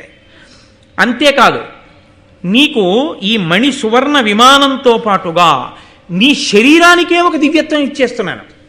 ఇక నీకు కొత్త దేదీప్యమానమై దివ్యత్వముతో కూడినటువంటి శరీరమును పొంది ఉంటావు. వాడని పద్మాలతో కూడినటువంటి మాల ఒకటి నీకు ఇస్తున్నాను. అది వేసుకుని ఉంటే నీకు శత్రువులైనటువంటి రాజులు నీ మీద విడిచిపెట్టేటటువంటి బాణములు అసలు నీ శరీరానికి వచ్చి తగలవు. అది నిన్ను అలా కాపాడుతుంటుంది. ఆ పద్మాలు ఎన్నటికీ వాడిపోవు, అలాగే అవి ఎప్పుడు గుబాళిస్తూ ఉంటాయి. అటువంటి మాల ఇస్తున్నాను. దీనితో పాటుగా దుష్ట శిక్షణ శిష్టరక్షణ చెయ్యడానికి నీకు వేణు ఇష్టిని కూడా ఇస్తున్నాను. అంటే ఒక వెదురు కర్ర ఒకటి ఇస్తున్నాను. అది ఒక దివ్యమైన వెదురు కర్ర. ఆ కర్ర నువ్వు చేత్తో పట్టుకుంటే దుష్టులను శిక్షించగలవు, శిష్టులను రక్షించగలవు. కాబట్టి ఇదిగో ఇవన్నీ నీకు ఇస్తున్నాను. కాబట్టి నువ్వు చక్కగా సంతోషంగా కాలం గడుపు ఇప్పుడు ఆయన దేవేంద్రుడు ఏ సంవత్సరంలో ఏ తిథి నాడు తనకి ఇవన్నీ ఇచ్చాడో జ్ఞాపకం పెట్టుకుని ఆ తిథి నాడు ఒక ఉత్సవం చేస్తుండేవాడు. ఈ మాలని, ఈ విమానాన్ని, ఈ వేణుయష్టిని ఇవన్నీ నాకు ఇంద్రుడు కృప చేసిన రోజు అని ఇంద్రోత్సవము అని పేరు పెట్టి ఇంద్రపరంగా ఒక ఉత్సవం చేస్తుండేవాడు. ఘనముగా ఇంద్రోత్సవమునరించు మహీపతులకు ఒగి ఆయుర్వర్ధనమునగు పెరుగు సంతతి అనవరతము ధరణి ప్రజకు అభివృద్ధియగున్. ఈయన్ని చూసి ఈ ఇంద్రోత్సవాన్ని పక్కనున్న రాజులు కూడా ప్రారంభం చేశారు. చిత్రం ఏమిటంటే పరమేశ్వరుణ్ణి, పరమశివుణ్ణి ఉద్దేశించి, ఇంద్రుణ్ణి ఉద్దేశించి ఈ ఇంద్రోత్సవం ఎవరు చేస్తారో అటువంటి రాజులందరికీ కూడా ఆయుర్దాయం పెరుగుతుంది, సంతతి వృద్ధిలోకి వస్తారు. అనవరతము ఎప్పుడూ కూడా వాళ్ళు పరిపాలించేటటువంటి భూమి మీద ఉన్న ప్రజలు సుఖశాంతులను పొందుతారు. అంటే ఆ ఇంద్రోత్సవము కృతజ్ఞతా పురస్సరంగా చేసిన రాజులకి శివానుగ్రహంగా, ఇంద్రానుగ్రహంగా అవి ఉన్నవాడు ఏది పొందుతున్నాడో అటువంటివి ఉత్సవం చేసిన వాడు కూడా పొందగలుగుతున్నాడు. కాబట్టి అందరూ ఆ ఉత్సవం చేసి సంతోషంగా ఉన్నారు. ఆ ఇంద్రుడు ఇచ్చిన వరంతో ఈ వసువుకి బృహద్రథుడు, మణివాహనుడు, సౌబలుడు, యదువు, రాజన్యుడు అనబడేటటువంటి 5 కుమారులు జన్మించారు. చాలా సంతోషంగా ఉన్నారు. 5 కొడుకులు పుట్టారు. పరమ సంతోషంగా ఉన్నాడు. ఇంద్రోత్సవం చేస్తున్నాడు. పక్క రాజులు కూడా నేర్చుకున్నారు. ఆనందంగా కాలం గడిచిపోతోంది. ఈ కాలం గడిచిపోతున్నటువంటి రోజులలోనే ఒక చిత్రమైనటువంటి సంఘటనల పరంపర ఒకటి జరిగింది. ఈయన రాజధాని నగరానికి చాలా దగ్గరలో శుక్తిమతి అని ఒక నది ప్రవహిస్తూ ఉండేది. సాధారణంగా రాజుల యొక్క కోటకి చాలా దగ్గరలో ఎప్పుడు ఏదో ఒక నదీ ప్రవాహం వెడుతూ ఉంటుంది. కందకాల్లో నీటిని నింపడానికి, కోటలో ఉన్న వాళ్ళకి కావలసినటువంటి నీరు దొరకడానికి వాళ్ళు ఎప్పుడూ నీటి ఒడ్డునే కోట కడతారు. కాబట్టి అక్కడ ఆ శుక్తిమతి అనబడేటటువంటి నది ప్రవహిస్తుండేది. నదిని స్త్రీవాచకంతో చెప్తారు, సముద్రాన్ని పుంవాచకంతో చెప్తారు. అందుకే నదులన్నీ సముద్రుణ్ణి చేరుతాయి. సముద్రుణ్ణి భర్తగా చెప్తారు, నదుల్ని పత్నులుగా చెప్తారు. ఈ శుక్తిమతి అనేటటువంటి నది ప్రవాహం వెడుతున్నప్పుడు ఆవిడ అందచందాలు చూసిందో పర్వతం. ఆ పర్వతం పేరు కోలాహలము. ఆ పర్వతానికి నది నచ్చింది. ఈవిడ మీద మనసు పెంచుకున్నాడు. అంటే ఏమన్నా అలా ఉంటుందా లోకంలో అని మీరు అనుకోకూడదు. జీవుడు అని ఒకడు ఉంటాడు. ఇప్పుడు నేను అన్నప్పుడు జీవుడు ఒకడు ఉంటాడు అనుభవించడానికి. అసలు యథార్థమునకు జీవుడు అనుభవించడానికే సుఖదుఖాలని శరీరం వస్తుంది. ఈ శరీరం ఈశ్వరుడు ఎందుకు ఇస్తాడంటే పాపం తీయాలి, పుణ్యం తీసేయాలి. ఈ రెండు ఎలా తీసేయాలి? దీన్నో దాన్ని ఇస్తాడు, ఈ శరీరాన్ని ఇస్తాడు. ఇచ్చి జీవుడిని ఇందులో పెడతాడు. పెడితే ఈ మోకాలు నొప్పి పెట్టింది అనుకోండి, ఏమిటోనండి మోకాలు నొప్పి అని జీవుడు ఎవరి మోకాలు మీదో కిందటి జన్మలో కొట్టినటువంటి పాపాన్ని ఇప్పుడు పోగొట్టుకుంటాడు. ఇది ఉంది కాబట్టి. అందరూ రోహిణీ కార్తీలో విలవిల్లాడిపోతుంటే ఈయనొక్కడు ఏసీలో కూర్చుని ఉంటాడు. అప్పుడు సుఖం పేరుతో ఇది సంతోషిస్తూ ఉంటుంది, పుణ్యాన్ని అలా తీసేస్తుంది. ఇప్పుడు ఏం పోతున్నట్లని మీరు లెక్కేసుకోవాల్సి ఉంటుంది. సుఖం అనుభవిస్తే పుణ్యం పోతోంది, దుఃఖం అనుభవిస్తే పాపం పోతోంది. ఈ 2 అనుభవాలకి ఇదే కావాలి. ఇప్పుడు ఈ రెండిటి కోసం ఇది ఇచ్చి దీనిలో జీవుణ్ణి కూర్చోబెడతాడు. ఈ జీవుడు కనబడుతున్నాడా? ఇదే కనబడుతూ ఉంటుంది. డాక్టర్ గారి దగ్గరికి వెళ్తే ఈ నొప్పి చేత జీవుడు బాధపడుతున్నాడు అనం, ఇది నొప్పెడుతోందండి మోకాలంటాం కదండి. జీవుడు ఒకడు ఉంటాడు. వీళ్ళు జీవస్థాయిలో మాట్లాడుతున్నారని మీరు అర్థం చేసుకోవాలి. అందుకని కోలాహలమన్న పర్వతానికి ఈ శుక్తిమతి అన్న నది నచ్చింది. నచ్చి ఆయన అమాంత కోలాహలం అనేటటువంటి పర్వతం లేచొచ్చి ఈ శుక్తిమతి అనేటటువంటి నదీ ప్రవాహానికి అడ్డంగా కూర్చుంది. అనగా స్త్రీ పురుష సంబంధంగా అనుభవించింది అని ఒక మాట అంటే దోషమేం లేదు. కానీ బలాత్కారముగా ఆ నదిని అనుభవించింది ఆ కోలాహలం అనేటటువంటి పర్వతం. ఆ శుక్తిమతి అన్న నది పొందినటువంటి పరితాపాన్ని రాజు అర్థం చేసుకున్నాడు. రాజు అంటే ఎవరు? క్షితినాథుడు. లోకంలో ఏ జీవుడికి బాధ కలిగినా ఆయన రక్షించాలి. అందుకని ఆయన వెళ్ళి తన కాలుతో తన్నాడు ఆ కోలాహలం అన్న పర్వతాన్ని. అది ఎగిరి ఎక్కడో పడిపోయింది. ఆయన అంతటి బలవంతుడు. ఆయన పేరు వసువు. కానీ ఆయన ఇంద్రుడిచ్చిన విమానంలో పైన తిరుగుతూ ఉంటాడు కాబట్టి ఆయన్ని ఉపరిచర వసువు అని పిలిచారు, పైన తిరిగే వసువు అని. ఆ ఉపరిచర వసువు కాలుతో తంతే కోలాహలం అన్న పర్వతం వెళ్ళి ఎక్కడో పడింది. అంటే మీరు ఇందులో ఒక విషయాన్ని బాగా గమనించాలి. ఏదో కథ కింద వినడం కాదు. రాజు అనగా ఎంత ధర్మాన్ని పాటించి ప్రాణుల యొక్క గొప్పతనాన్ని చూస్తుంటాడో, సమస్త ప్రాణుల యొక్క క్షేమాన్ని రాజు ఎలా చూడాలో చెప్తోంది. కాబట్టి ఎవరో నోరున్న మనిషి కాడు. నదికి ఆపదొస్తే ఆ పర్వతాన్ని తన్నాడు. కానీ ఆ పర్వతం ఈ నదితో సంగమించినటువంటి కారణం చేత ఆ నదికి ఓ కొడుకు పుట్టాడు, ఓ కూతురు పుట్టింది. వాళ్ళు మనుష్య శరీరంతో పుట్టారు. ఇది ఈశ్వరాజ్ఞ. దీనికి కారణం ఏమిటి అన్నది నేను మీకు బాగా అర్థం కావలసిన స్థితి ఒకటి వస్తుంది. అక్కడ నేను మీకు చెప్తాను. మహాభారతం ధర్మమే మాట్లాడుతుంది ఎప్పుడు. ఇప్పుడు ఆ పుట్టినటువంటి కొడుకు పేరు సుపదుడు, ఆ పుట్టినటువంటి ఆడపిల్ల పేరు గిరిక. ఆ నది అంది మహానుభావుడు అదిగో ఆ ఉపరిచర వసువు వచ్చి కాలుతో తన్నాడు కాబట్టి ఆ కోలాహలం అన్న పర్వతం ఎక్కడో పడింది. నాకు అదిగో ఆ కోలాహలం అన్న పర్వతం వల్ల ఓ కొడుకు కూతురు పుట్టారు. వీళ్ళని రాజుకు అప్పచెప్పేస్తానని రాజుకి ఇచ్చేసింది కానుకగా. ఇస్తే రాజు ఇందులో ఈ గిరిక యొక్క అందచందాలు చూసి సంతోషించి తాను పెళ్లి చేసుకున్నాడు. ఈ పిల్లవాడున్నాడే సుపదుడు, వీణ్ణి తన సేనాపతిగా నియామకం చేశాడు. ఇప్పుడు శుక్తిమతి నదికి పుట్టినటువంటి కొడుకు ఉపరిచర వసువు యొక్క సేనాపతి. శుక్తిమతి నదికి కోలాహల పర్వతానికి పుట్టినటువంటి కూతురు గిరిక ఉపరిచర వసువుకి భార్య.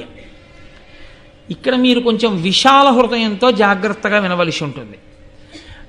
లేకపోతే వ్యాస భగవానుడికి నన్నయ్య గారికి ఇంత చాలా తక్కువ స్థాయిలో రచన చెయ్యవలసిన అగత్యం పట్టిన వాళ్ళు కారు వాళ్ళు అన్న పవిత్ర హృదయంతో వినవలసి ఉంటుంది. ఈ గిరిక అందచందాల మీద రాజు యొక్క మనసు నిలబడింది. ఎప్పుడు నిలబడి ఉంది? ఆమె ఋతుమతి అయి ఉన్నది ఒకసారి. అప్పుడు ఈయన పితృదేవతలు పిలిచి, ఉపరిచర వసువు యొక్క పితృదేవతలు పిలిచి, నీ భార్య ఋతుమతి అయి ఉన్నది, అందుకని నీవు వెళ్ళి ఆమెకి మాంసాహారమును తెచ్చి పెట్టు అన్నాడు. నేను దాపరికం లేకుండా ధర్మాన్ని మాట్లాడవలసి వస్తే మీతో ఒక విషయాన్ని నేను ప్రస్తావన చేయవలసి ఉంటుంది. బ్రహ్మచర్యము అని శాస్త్రంలో ఒక మాట. ఈ బ్రహ్మచర్యము అన్నది గృహస్థాశ్రమ ప్రవేశాత్ పూర్వ బ్రహ్మచర్యము ఒకటి ఉంటుంది. గృహస్థాశ్రమ ప్రవేశం తర్వాత కూడా బ్రహ్మచర్యం ఉంటుంది. ఎలా ఉంటుంది అంటే సంతానమును పొందడం అనేటటువంటిదే ప్రధానమైన ప్రయోజనం గృహస్థాశ్రమానికి. కాబట్టి సంతానమును పొందడానికి అత్యంత యోగ్యమైన కాలము ఋతుస్నాత అయిన భార్యా సంగమము కనుక ఋతుస్నాత అయి భార్య ఉన్న కాలంలో భర్త ఎక్కడికో వెళ్ళిపోడు, భార్య దగ్గరే ఉంటాడు. అది ఆయనకి ధర్మం. అది పతి ధర్మం, ఇది పత్నీ ధర్మం. సత్సంతానము కొరకు, ఎందుకంటే వివాహము ప్రజాపత్యర్థం కాబట్టి ఆమె యొక్క బలం, ఆమె యొక్క శక్తి బాగా ఉంటేనే మంచి పిల్లవాడు లోపల తయారవుతాడు. ఆమె ఋతుమతి అయ్యింది కాబట్టి, క్షత్రియుడివి కాబట్టి వేటాడి మాంసం తెచ్చి ఆవిడికి పెట్టు. ఆమె ఋతుస్నాత అయిన తరువాత నువ్వు సంగమిస్తే మంచి సంతానం కలుగుతుంది. అది ఆంతరవాక్కు. అందుకని పితృదేవతలు చెప్పిన మాట విని ఉపరిచర వసువు వేటకెళ్ళాడు. వేటకి వెళ్ళి ఆయన జంతువుల్ని వేటాడుతున్నాడు. ఆయన మహానుభావుడు, సామాన్యుడు కాడు. నన్నయ్య గారు ఆయన్ని అమోఘవీర్యుడు అని పిలిచారు. అమోఘవీర్యుడు అంటే ఏ కారణము చేత కూడా నిష్ప్రయోజనమయ్యేటట్టుగా వీర్యము స్ఖలనమయ్యేవాడు కాడు అని దాని అర్థం. అయితే ఈ మాటని నేను మీకు బాగా అర్థం అవడానికి ఒక ఉపమానంతో చెప్తే మీరు తేలిగ్గా పట్టుకోగలుగుతారు. నేను ఎక్కువ దాని గురించి ప్రసంగం చెయ్యక్కర్లేదు. ఒక మహానుభావుడు తెల్లవారుజామున 5 గంటలకి కూర్చుని ఇలా ఆసనం వేసుకుని వెన్నుపాము నిటారుగా పెట్టి భ్రూమధ్యమునందు చూసి జపం చేసుకోవడం మొదలు పెడితే రాత్రి 9 గంటలకి కన్నులు విప్పి ఒక పావుగంట అయి ఉంటుందా అని అడిగాడు ఆయన. అడిగితే తెల్లవారుజామున 5 గంటలకు కూర్చున్నారు మీరు జపానికి, ఇప్పుడు రాత్రి 9 అయింది అంటే మీరు 16 గంటలు జపం చేశారు, మీరు పావుగంట అయిందా అని అడుగుతున్నారు. అంటే ఇప్పుడు ఇది నాకెలా ఉంటుంది, నాలాంటి వాడికి? అమోఘం రా మహానుభావుడు. 16 గంటలు అసలు కూర్చున్నవాడు కూర్చున్నట్టు ఇలా ఎలా ఉన్నాడు జపం చేస్తూ? అంతసేపు కూర్చుని పైగా పావుగంట అయిందా అని అడిగాడా? అలా ఎలా ఉండిపోయాడండి ధ్యానంలో అని ఆయన గురించి నేను ఆలోచించినప్పుడు నా స్థాయిలో నాకు ఆయన్ని ఏమంటాను? మహానుభావుడండి బాబు, నిజంగా అలా ఎలా కూర్చున్నాడండి అంటాను. ఎందుకని? నేను అలా ఉండలేను కాబట్టి నాకు ఆయన మహానుభావుడు కదండి. నేను కూడా అలా ఉండగలను అనుకోండి, నేను 17 గంటలో 18 గంటలో కూర్చోగలను అనుకోండి. అలా నాకు జపం చేసినప్పుడు పావు గంటలాగో 10 నిమిషాలలాగో అనిపిస్తుంది అనుకోండి, కొన్ని గంటలు జపం చేసిన. అప్పుడు నేను ఏమంటాను? ఓ నవ్వు నవ్వి ఊరుకుంటాను. అది సహజమని, ఎందుకని నాకు తెలుసు కాబట్టి కదా. అలా నిష్కారణముగా వీర్యము స్ఖలనమయ్యి ఆ వీర్యము ప్రయోజనము లేకుండా పతనమైపోవడం అనేటటువంటి అలవాటు లేని ఒక మహాపురుషుడు గురించి విన్నప్పుడు సామాన్యులకి అయ్య బాబు అలా ఉంటుందా అనిపించవచ్చు, కానీ ఆయన అమోఘ వీర్యుడు అన్న మాటకు అర్థం అంతే. ఇప్పుడు మీరు పట్టుకోగలిగారు, అంతకన్నా ఇంకా నేను వ్యాఖ్యానం చేయక్కర్లేదు. కాబట్టి అత్తటి అమోఘ వీర్యుడైనటువంటి మహానుభావుడు ఉపరిచర వసువు వేటకి వెళ్ళాడు. ఋతుస్నాత అయిన భార్యా సంగమము ఆయన ధర్మం, అందుకని భార్య యొక్క అందచందాలని మనసులో తలుచుకున్నాడు. ఆమెని మనసులో తలుచుకోవడం ఉత్తమ పురుష లక్షణం. కేవలము భార్య యందు మాత్రమే కామము కలిగి ఉంటే ఆయన ఉత్తమ పురుషుడు అని గుర్తు. కాబట్టి ఇప్పుడు ఉపరిచర వసువు యందు దోషం పట్టడం ఎంత మాత్రమూ తప్పు కాదు. పైగా భార్య ఋతుస్నాత, సంగమకాలం, అందుకని ఆయన భార్య అందచందాల్ని స్మరించాడు. హఠాత్తుగా వీర్యము స్ఖలనమైంది. ఆయన అమోఘ వీర్యుడు, అది నిష్ప్రయోజనము కారాదు. అందుకని చిరగని ఆకుదొప్పలోకి పట్టి దాన్ని ముడివేసి పెంపుడు డేగని పిలిచి, వేటకెళ్ళేటప్పుడు కుక్కల్ని డేగల్ని తీసుకెళ్తారు, పెంపుడు డేగని పిలిచి దాని మెడలో కట్టి పట్టుకెళ్ళి నా భార్యకి ఇచ్చేయి అన్నాడు. ఇప్పుడు ఈ డేగ వెళ్ళిపోతోంది. పావురాలు ఇవి పూర్వం పెంపుడు పక్షులు వెళ్ళే వీళ్ళకి, అది వెళ్ళిపోతోంది. ఆ వెళ్ళిపోతున్నటువంటి సమయంలో వేరొక డేగ చూసింది. దాన్ని చూసి దాని మెడలో వ్రేలాడుతున్నటువంటి ఆ ఆకు పొట్లాన్ని మాంసఖండం అనుకుని ఆ డేగ ఈ డేగతో ఆ మాంసం కోసం యుద్ధం మొదలెట్టింది. ఈ రెండూ కలిసి కొట్టుకోవడంలో దాని మెడలో కట్టినటువంటి ఆ ఆకు దొప్పతో కూడిన పొట్లం పగిలిపోయింది. ఆయన అమోఘ వీర్యుడు కదండి, ఆయన సామాన్యుడు కాడు, మహాపురుషుడు. ఎట్టి పరిస్థితుల్లో అది దుర్వినియోగం అవ్వదు. ఇప్పుడు అది వెళ్ళి ఒక సరోవరంలో పడింది. ఆ సరోవరంలో పడినప్పుడు అందులో అద్రిక అనబడేటటువంటి ఒక చేప ఉంది. ఆ చేప ఎవరు? ఆవిడ ఒక అప్సరస. ఆవిడ ఉద్ధతితో ప్రవర్తిస్తే చతుర్ముఖ బ్రహ్మగారి శాపవాక్కు విడిచిపెట్టారు, నువ్వు ఇంత ఉద్ధతితో ప్రవర్తిస్తున్నావు కాబట్టి శాపవై పుట్టన్నారు. ఆవిడ వెళ్ళి ఆయన కాళ్ళ మీద పడింది, తప్పైపోయింది, నాకు ఎప్పుడు శాప విమోచనం అంది. సృష్టిలో ఎన్నడూ జరగని రీతిలో శాపవయ్యుండి కూడా ఇద్దరు మనుష్యులకి ఏనాడు జన్మనిస్తావో ఆనాడు నీకు శాప విమోచనం అన్నాడు. ఇప్పుడు చిత్రమైన సందర్భం ఒకటి జరిగి తీరాలి, లేకపోతే ఆవిడికి శాప విమోచనం జరగదు. ఇది వెనక నడిపించేవాడు ఒకడున్నాడు, బ్రహ్మగారి మాట నడుస్తోంది, ఈశ్వరుడు అన్నవాడు ఒకడున్నాడు, వాడు నడిపిస్తున్నాడు ఇవన్నీ. ఇప్పుడు ఈ ఆకు దొప్ప పొట్లం చెరగడం వల్ల ఉపరిచర వసువు యొక్క వీర్యం 2 బిందువులు నీటిలో పడుతుండగా 2 చుక్కల్ని కూడా ఈ అద్రిక అనే చేప తలెత్తి ఏదో అనుకుని మింగింది. అది స్త్రీ శరీరంలోకి ప్రవేశించడంలో లోపల 2 బిడ్డలు పెరిగారు. ఈ చేప 10 నెలల తర్వాత మత్స్యకారులకు దొరికింది.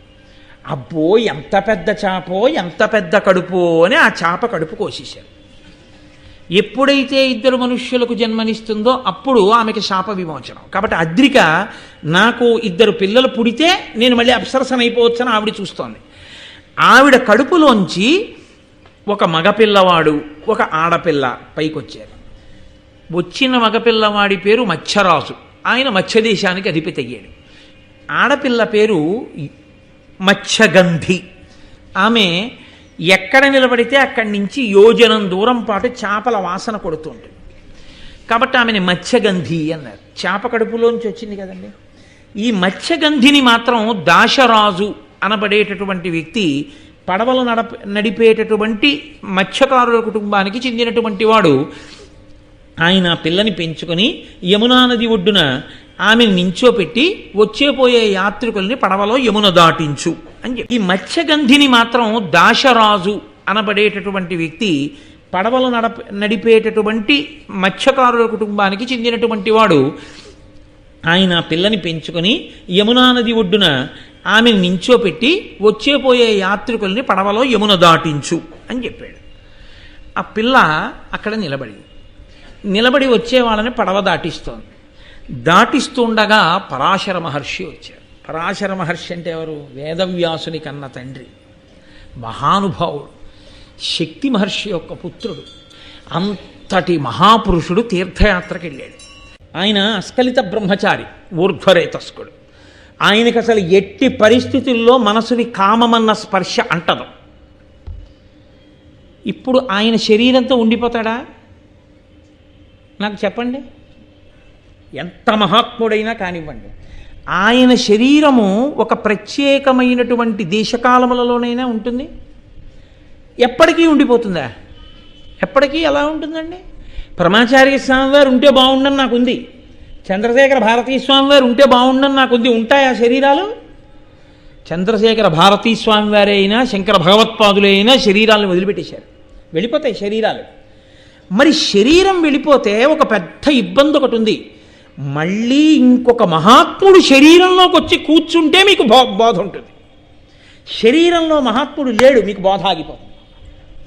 ఆయన ఇప్పుడు శరీరంతో ఉన్నారనుకోండి పరమాచార్య స్వామి వారు, మనం ఆయన ఏ పల్లకయో ఎక్కించి మనందరం కాకినాడ తీసుకొస్తే ఆయన అనుగ్రహ భాషణం చేస్తారు. శరీరంలో లేరు పరమాచార్య స్వామి, ఇప్పుడు ఆయన ఎలా మాట్లాడతారు? మాట్లాడడం కుదరదు. కాబట్టి మహాత్ముల పరంపర నడవాలి, మళ్ళీ మళ్ళీ మళ్ళీ మళ్ళీ మహాత్ములు రావాలి.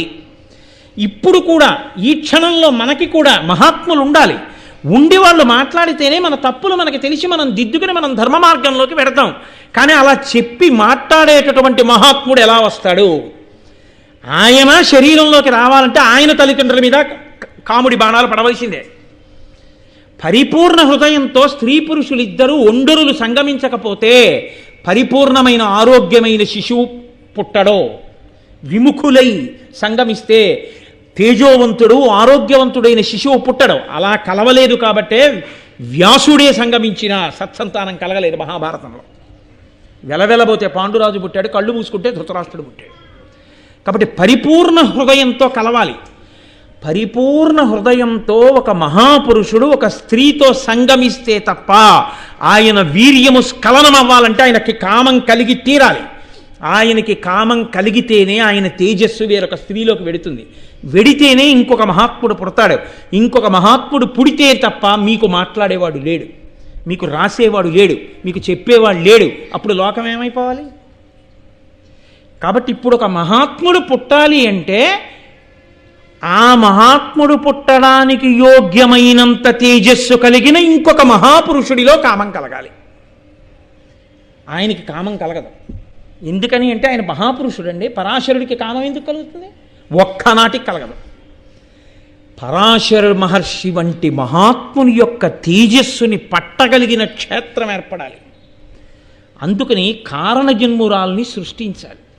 కారణజన్మురాలు పుట్టాలి అంటే ఉపరిచరవసువు వంటి మహాపురుషుని యొక్క వీర్యం గిరికలోకి కాదు వెళ్ళవలసింది, శాప విమోచనం కావలసినటువంటి అద్రికలోకి వెళ్ళి అద్రిక నుండి మత్స్యగంధి పుట్టి మత్స్యగంధి వంటి ఉపరిచరవసువు యొక్క వీర్యమునకు జన్మించినటువంటి గొప్ప క్షేత్రంలోకి పరాశరుని యొక్క తేజస్సు ప్రవేశిస్తే ఈ క్షేత్రబీజ సంపర్కము చేత వేరొక మహాపురుషుడైన వేదవ్యాసుడు పుడతాడు. ఆయన పుడితే మీరు నేను తరిస్తాం. ఇప్పుడు పరాశర మహర్షిలో కామం కలగాలి. ఆయనకు కలుగుతుందా? ఒక్కనాటికి కలగదు. సత్యవతిని చూడగానే ఆయన మనసులో కామ ప్రచోదనం కలిగితే తప్ప వ్యాసుడు రాడు. వ్యాసుడు వస్తే తప్ప మీకు నాకు భారతం లేదు, వేద విభాగం లేదు, అష్టాదశ పురాణములు లేవు. ఇప్పుడంతటి మహాపురుషుడి మనసు కదపగలిగినదెవరు? ఎవరు చట్టం చెయ్యగలరో, ఎవరు రద్దు చేయగలరో వారే చెయ్యాలి. కాబట్టి ఇప్పుడు పరదేవత ఏం చేయాలి? అంతటి మహాత్ముడి మనసు కామ ప్రచోదనం పొందేటట్టు చెయ్యాలి. కాబట్టి ఎవరు చేసిందని గుర్తు? పరాశక్తి చేస్తోంది ఈ కదలికలన్నీ. ఆయన మనసు సత్యవతి యందు లగ్నమైతే సద్యగర్భమునందు వేదవ్యాసుడు పుడతాడు. ఆ వేదవ్యాసుడు పుడితే తప్ప మనకెవ్వరికీ లోకంలో జ్యోతి వెలగదు, మనకేమీ తెలియదు. వ్యాసుణ్ణి పక్కన పెట్టేశారనుకోండి మీరు, అంతే. పురాణములు లేవు, వేద విభాగం లేదు, భారతం లేదు, భాగవతం లేదు.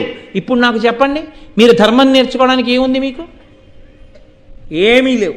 కాబట్టి పాడైపోయేది ఎవరు? వ్యాసుడు పుట్టకపోతే మనమే పాడైపోతాం. మనం అందరం బాగుపడాలని వ్యాసుడు పుట్టేటట్టు పరాశర మహర్షి యొక్క మనసులో కామము పరిపూర్ణంగా కలిగితే తప్ప, సంతోషంగా ఆయన సత్యవతితో కలిస్తే తప్ప అంతటి మహాత్ముడు జన్మించడు. అందుకని ఆయనలో కామ ప్రచోదనం ఎంతవరకు అవసరమో అంతవరకే చేసింది పరాశక్తి. ఒక్క వ్యాసజననం వరకే. ఇంకా తర్వాత పరాశరుడికి ఎప్పుడూ కామం లేదు. అంటే అప్పుడు మీరు ఏమనుకోవలసి ఉంటుంది? ఇది పరదేవత యొక్క అనుగ్రహము. మహాపురుష జననము ఎందువలన జరుగుతుంది? పరాశక్తి నిర్ణయం చేస్తుంది. ఓ ఇది ఇలా ఇలా కదలాలి, ఇలా ఇలా కదలాలి, దానికి తగిన క్షేత్రం ఏర్పడాలి. ఒక ఇల్లు కట్టాలంటే సరి అయిన స్థలం ఎంచుకున్నట్టు ఒక మహాపురుషుని యొక్క తేజస్సు ప్రవేశించడానికి వీలైన గొప్ప క్షేత్రాన్ని కూడా అమ్మవారే సిద్ధం చేయిస్తుంది. అందుకని ఉపరిచర వసువు యొక్క వీర్యాన్ని అద్రికలో ప్రవేశపెట్టి అద్రికలోంచి ఈ మహాతల్లి మత్స్యగంధి పుట్టేటట్టు చేసి, మత్స్యగంధి యందు పరాశరుడికి అభిమానం పుట్టేటట్టు చేసి, ఈ పరాశరుడు సత్యవతి కలిస్తే వేదవ్యాసుడు పుట్టేటట్టు పరదేవత చేసింది. ఇప్పుడు ఏమైనా అభ్యంతరమా మీకు? పరాశరుడికి కామం కలిగితే మీకేమైనా అభ్యంతరమా? సత్యవతి ఆయనతో సంగమిస్తే మీకేమైనా అభ్యంతరమా? ఉపరిచరు వసువు యొక్క వీర్యము స్ఖలనమై మహాధర్మాత్ముడై అమోఘ వీర్యాన్ని డేగతో పంపిస్తే ఇంకొక డేగ అందుకు పోరాటం చేసి ఆ వీర్యాన్ని చాప తాగితే మనం సంతోషించాలా? ఇవన్నీ హేయమైన కథలని మనం నోళ్ళు చెవులు మూసుకోవాలా? పరవశించిపోయి పరదేవతకి జేజేలు చెప్పవలసిన సందర్భం అయింది. అది భారతం, అది ధర్మ సూక్ష్మం. అందుకే మహాపురుష జననములను విచారణ చెయ్యవద్దు అని ఎందుకన్నారో తెలుసా అండి? నీకు వెనక పరదేవత ఎంతంత ప్రణాళికలు వేస్తోందో నువ్వు బాగా అర్థం చేసుకోగలిగావు అంటే నీకు పరదేవతానుగ్రహం ఉంది కాబట్టి అర్థం అవుతుంది. అందరూ అలా చదివగానే అలా అర్థమైపోతాయా? ఒక్కనాటికి అర్థం కావు. అది ఎవరికి పరదేవతానుగ్రహం ఉన్నదో, ఎవరికి పరాశక్తి యొక్క కృప ఉన్నదో వారికి మాత్రమే అది చదవగానే ఒళ్ళు పులకించి నమస్కారం చేస్తారు. అలా నమస్కరించగలిగినటువంటి ఔన్నత్యము దేనివల్ల కలుగుతుంది అంటే పరదేవతానుగ్రహం ఉంటేనే ధర్మ సూక్ష్మం అర్థమై కలుగుతుంది. అది నీకు కలిగినా కలగకపోయినా మహాపురుష జననమునందు నువ్వు వెకిలి నవ్వు నవ్వితే పాపం వస్తుంది. తల్లి అంత కృప చేసి అంత మహాపురుషుల్ని పుట్టిస్తే ఆయన జననమును చూసి నువ్వు నవ్వడమా? అందుకని శాస్త్రం అంది, ఒకవేళ నీకు అర్థం కాకపోతే ఊరుకుండిపో, విచారణ చెయ్యొద్దు. మహాపురుష జననమును, నది యొక్క ప్రారంభస్థానమును విచారణ చెయ్యవద్దు. నది ఉంది, స్నానం చేయి అంతే. ఎక్కడ పుట్టింది నది అని అడగద్దు. మహాపురుషుడి వలన నీకు వాంగ్మయం వచ్చింది, వాంగ్మయం చదువుకో. ఆయన అలా ఎలా పుట్టారని అడగవద్దు. నీకు అర్థమైంది, నీ అదృష్టం. కాబట్టి నేను అనుకుంటున్నాను, ఇవాళ ఈ సభలో ఉన్న ఎవ్వరికీ కూడా మహాత్ములు ఇలా ఎందుకు జన్మిస్తారు అన్న విషయంలో మీకు అనుమానం లేదని నేను అనుకుంటున్నాను. మీకు బాగా అర్థమయ్యేటట్టు చెప్పగలిగితే పరదేవత కృపతో నేను ధన్యుడనైనట్టు. మీకు చెప్పలేకపోతే అది నా వైఫల్యమైనట్టు తప్ప మీ తప్పు మాత్రం కాదు. కాబట్టి పరదేవతానుగ్రహం కలిగింది. వ్యాస భగవానుడు పుట్టాలి. ద్వాపరయుగం అయిపోతోంది, కలియుగం ప్రారంభం అయిపోతుంది. ఇంకా కలియుగంలో కలిపురుషుడు విజృంభిస్తాడు. ధర్మం చెప్పేవాడు లేడు, ధర్మం చెప్పేవాడు కావాలి. ఆయుర్దాయం తగ్గిపోతుంది. వేదాన్నంతటినీ ఎవరూ చదవలేరు. వేదాన్ని విభాగం చేసి ఉన్న ఆయుర్దాయంలో వేదం చదువుకునేటట్టుగా వేదాన్ని ఇవ్వగలిగిన వాడు ఉండాలి. అష్టాదశ మహాపురాణములను ఇవ్వగలిగిన వాడు ఉండాలి. భారతం చెప్పగలిగిన వాడు ఉండాలి. శిష్యుల్ని తానే తయారు చేసుకోగలగాలి. మహాపురుషుడై స్వార్థత్యాగి అయిన వాడు కావాలి. అటువంటి వాడు పుట్టాలంటే ఎంతటి మహాత్ముడి తేజస్సు కదలాలి. కాబట్టి ఆయన యందు కామము ఆవిడ కల్పించింది, పరదేవత కల్పించింది. అటువంటి మహాపురుషుడి తేజస్సు కదిలినా ఆ తేజస్సుని పట్టగలిగిన క్షేత్రం ఇది. అందుకని ఆ క్షేత్రాన్ని కూడా ఆవిడే సిద్ధం చేసింది. వేరొక మహాత్ముని తేజస్సు కదిపి అది అద్రిక మింగి అద్రిక కడుపులో పెరిగితే అద్రికకి శాప విమోచనం అవుతుంది. అప్సరసా గర్భము నుంచి బయటికి వచ్చింది కాబట్టి దాశరాజు దగ్గర పెరిగితే యమునా నది దాటుతున్నప్పుడు పరాశరుని యొక్క హృదయము ఆమె యందు నిలబడింది. సరే, ఇక్కడ వరకు బాగుందండి. మీరు సౌందర్యలహరిలో కదా మొదలెట్టారు, మరి పరమశివుడి పరువు బజారున పడేయడంలో మరి అక్కడ అమ్మవారు ఏం చేసినట్టు అంటే పురాణారీ భూత్వా పురరపిమపి క్షోభమనయత్. అంతటి పరమేశ్వరుడు కాముణ్ణి కాల్చిన వాడిలో కూడా కామం పుట్టించి జగన్మోహిని వెంట పరిగెత్తేటట్టు అమ్మవారే చేసింది. అందులో ఏం అనుమానం లేదు. ఎందుకు చేసింది? ఆయన పరువు బజార్న పారేయడానికి కాదు. హరి హరుడు ఇద్దరూ కలిస్తే తప్ప మహిషిని సంహరించగలిగిన అయ్యప్ప పుట్టరు. అయ్యప్ప పుట్టాలంటే వాళ్ళిద్దరూ స్త్రీ పురుషులుగా ఒండరులు అభిమానంతో చూసుకోవాలి. పరమశివుడు తన భార్య వంక తప్ప అలా చూడటం, తన అందంతో విష్ణువు కనపడాలి. కనబడితే పుంస్వరూపంలో విష్ణువు, స్త్రీ స్వరూపంలో వైష్ణవి నారాయణి అమ్మవారు పార్వతీదేవి. అందుకని తన అన్నగారి యందు తన అందాన్ని ప్రవేశపెట్టి విష్ణువు ఆడదానిగా కనబడితే పరమశివుని యొక్క తేజస్సు కదిలితే వీళ్ళిద్దరికీ కలిపి ధర్మశాస్త్ర అయినటువంటి అయ్యప్ప స్వామి జన్మిస్తే ఆయన వలన మహిష సంహారం జరిగితే ఈ లోకాలు ప్రశాంతంగా ఉండాలి. అందుకునమ్మా పురాణారీ భూత్వా పురరపిమపి క్షోభమనయత్ స్మరోపిత్వా నత్వా రతినయన లేహ్యేన వపుష. పరమశివుడు మన్మధుణ్ణి కాలిస్తే నువ్వు బతికించావమ్మా, నువ్వు బతికించి ఉంచకపోతే మాకు ఈ శరీరం ఎక్కడిది? సౌందర్యలహరి చదవడం ఎక్కడిది? మహాభారతం వినడం ఎక్కడిది? మా పాపపుణ్యాలు పోగొట్టుకోవడం ఎక్కడిది? మేము భక్తిని పొందడం ఎక్కడిది? ధర్మం తెలుసుకోవడం ఎక్కడిది? జ్ఞానాన్ని పొందడం ఎక్కడిది? ఇది లేనినాడు మోక్షం ఎక్కడిది? ఇవన్నీ పొందామంటే తల్లి నువ్వు మహాపురుషుల యందు ఎంత అవసరమో అంతవరకు ఒక్క పర్యాయం కామం సృష్టించి ఇంకా మళ్ళీ ఆయన జోలికి ఆవిడ వెళ్ళలేదు. ఆయన అలాగే మహానుభావుడై వెళ్ళిపోయాడంతే పరాశరుడు. అంటే మన కొరకు ఎంత అవసరమో అంతవరకు ఆయన మనసు కదిలేట్టు చేసినటువంటి పరదేవతానుగ్రహాన్ని మీరు వింటున్నారని గుర్తు. అందుకే ఆదిపర్వంలో మహాపురుష జననాన్ని వింటే సాక్షాత్తుగా దేవతల యొక్క, రాక్షసుల యొక్క, పరదేవత యొక్క ఇంతమంది అనుగ్రహము కలిగేస్తుంది అన్నారు ఆదిపర్వం. అంత శక్తి ఎక్కడిదంటే ఇది కారణం. వెనక పరదేవత యొక్క అనుగ్రహం నడుస్తోంది, దీని వెనక మహాపురుష జననం వెనకాల. కాబట్టి ఇప్పుడు హరిస్వామారాధ్య ప్రణత జన సౌభాగ్య జననీం పురాణారీ భూత్వా పురరపిమపి క్షోభమనయ స్మరోపిత్వా నత్వా రతినయన లేహ్యేన వపుష మునీనామప్యంతః ప్రభవతి మోహాయ మహతాం. ఏమిటి అమ్మవారి దోషం? ఎక్కడైనా ఉందా? ఎక్కడైనా తప్పు పట్టడానికి ఏమైనా ఉందా అమ్మవారిని? కాబట్టి ఇప్పుడు పరదేవతకి నమస్కరించాలా వద్దా? రెండు చేతులెత్తి అమ్మవారికి నమస్కరించవలసిందే. కాబట్టి పరాశరుడు మనసు ఎందుకు కదలవలసి వచ్చిందో శంకరాచార్యుల వారు సౌందర్యలహరిలో చెప్పారు అంటాను నేను. అన్వయం అయిందా లేదా? కాబట్టి ఇప్పుడు ఒకసారి మన మనస్సుకి ఆ స్థితి కలిగిపోయిన తరువాత ఇప్పుడు ఆయన మనసు ఎందుకు సత్యవతి ఎందు నిలబడుతోందో మనం చూస్తే, అమ్మా మా కోసం వ్యాసుణ్ణి సృష్టించడానికి తల్లి ఇంత అనుగ్రహించవా, పరదేవత నీకు నమోవాక్కములు అని మనం నమస్కారం చేస్తాం. కాబట్టి ఇప్పుడు పరాశరుడు తీర్థయాత్రకు వెడుతూ యమునా నది మీద పడవ నడుపుతున్నటువంటి ఆ యోజనగంధిని చూసి గతమదమత్సరుండు త్రిజగద్వినుతుండు వశిష్ఠ పౌత్రుడున్నతమతి శక్తిపుత్రుడు అఘనాశ ఘోర తపోధనుండు సువ్రతుడయి తీర్థయాత్ర తనువాడు పరాశరుడన్ మునీంద్రుడు అయ్యతివ తలోదరింకనియే అయ్యమునానది ఒడరేవునన్. ఎక్కడైనా కాముకుడు ఆనది కనబడితే పిచ్చెక్కిపోయేవాడు, కీచకుళ్ళ ప్రవర్తించేవాడు అని చెప్పారా పరాశరుడి గురించి? అంతటి మహాపురుషుడి మనసు కదిలిందంటే యోజనగంధిని చూసి అమ్మవారి అనుగ్రహం నడుస్తోంది మన కోసమని. పిల్లలు పాడైపోతారు కలియుగంలో, వ్యాసుణ్ణి సృష్టించాలనుకుంది తల్లి. కాబట్టి గతమదమత్సరుండు, ఆయనకి అసలు మదము లేదు మత్సరము లేదు. ఆయన మదోన్మత్తుడు కాడు, ఆయనకి రెండూ లేవు. లేనివాడికి ఎలా కలిగింది? మన కోసం కల్పించింది ఆవిడ. నీ తేజస్సు జారితే తప్ప రాడు వ్యాసుడని. త్రిజగద్వినుతుండు, మూడు లోకముల చేత స్తోత్రం చెయ్యబడేవాడు పరాశరుడంటే. వశిష్ఠ పౌత్రుడు ఉన్నతమతి, వశిష్ఠుని యొక్క మనవడు. శక్తి మహర్షి యొక్క కుమారుడు. నిరంతరము కూడా విశాల హృదయంతో పవిత్ర భావనలతో ఉండేవాడే తప్ప హేయమైన ఆలోచన లేనివాడు. అఘనాశ ఘోర తపోధనుండు, పాపములు నశించిపోయేటట్టుగా ఘోరమైన తపస్సులు చేసినవాడు. సువ్రతుడయి, మంచి వ్రతంతో తీర్థయాత్ర చనువాడు, తీర్థయాత్రకు వెడుతున్నవాడు. పరాశరుడు మునీంద్రుడయ్యతివ తలోదరింగనియే. ఎవరిని చూశాడు? ఒంటి నిండా చేపల కంపు కొడుతూ యోజనం దూరం చేపల కంపు కొట్టేటటువంటి స్త్రీని చూశాడు.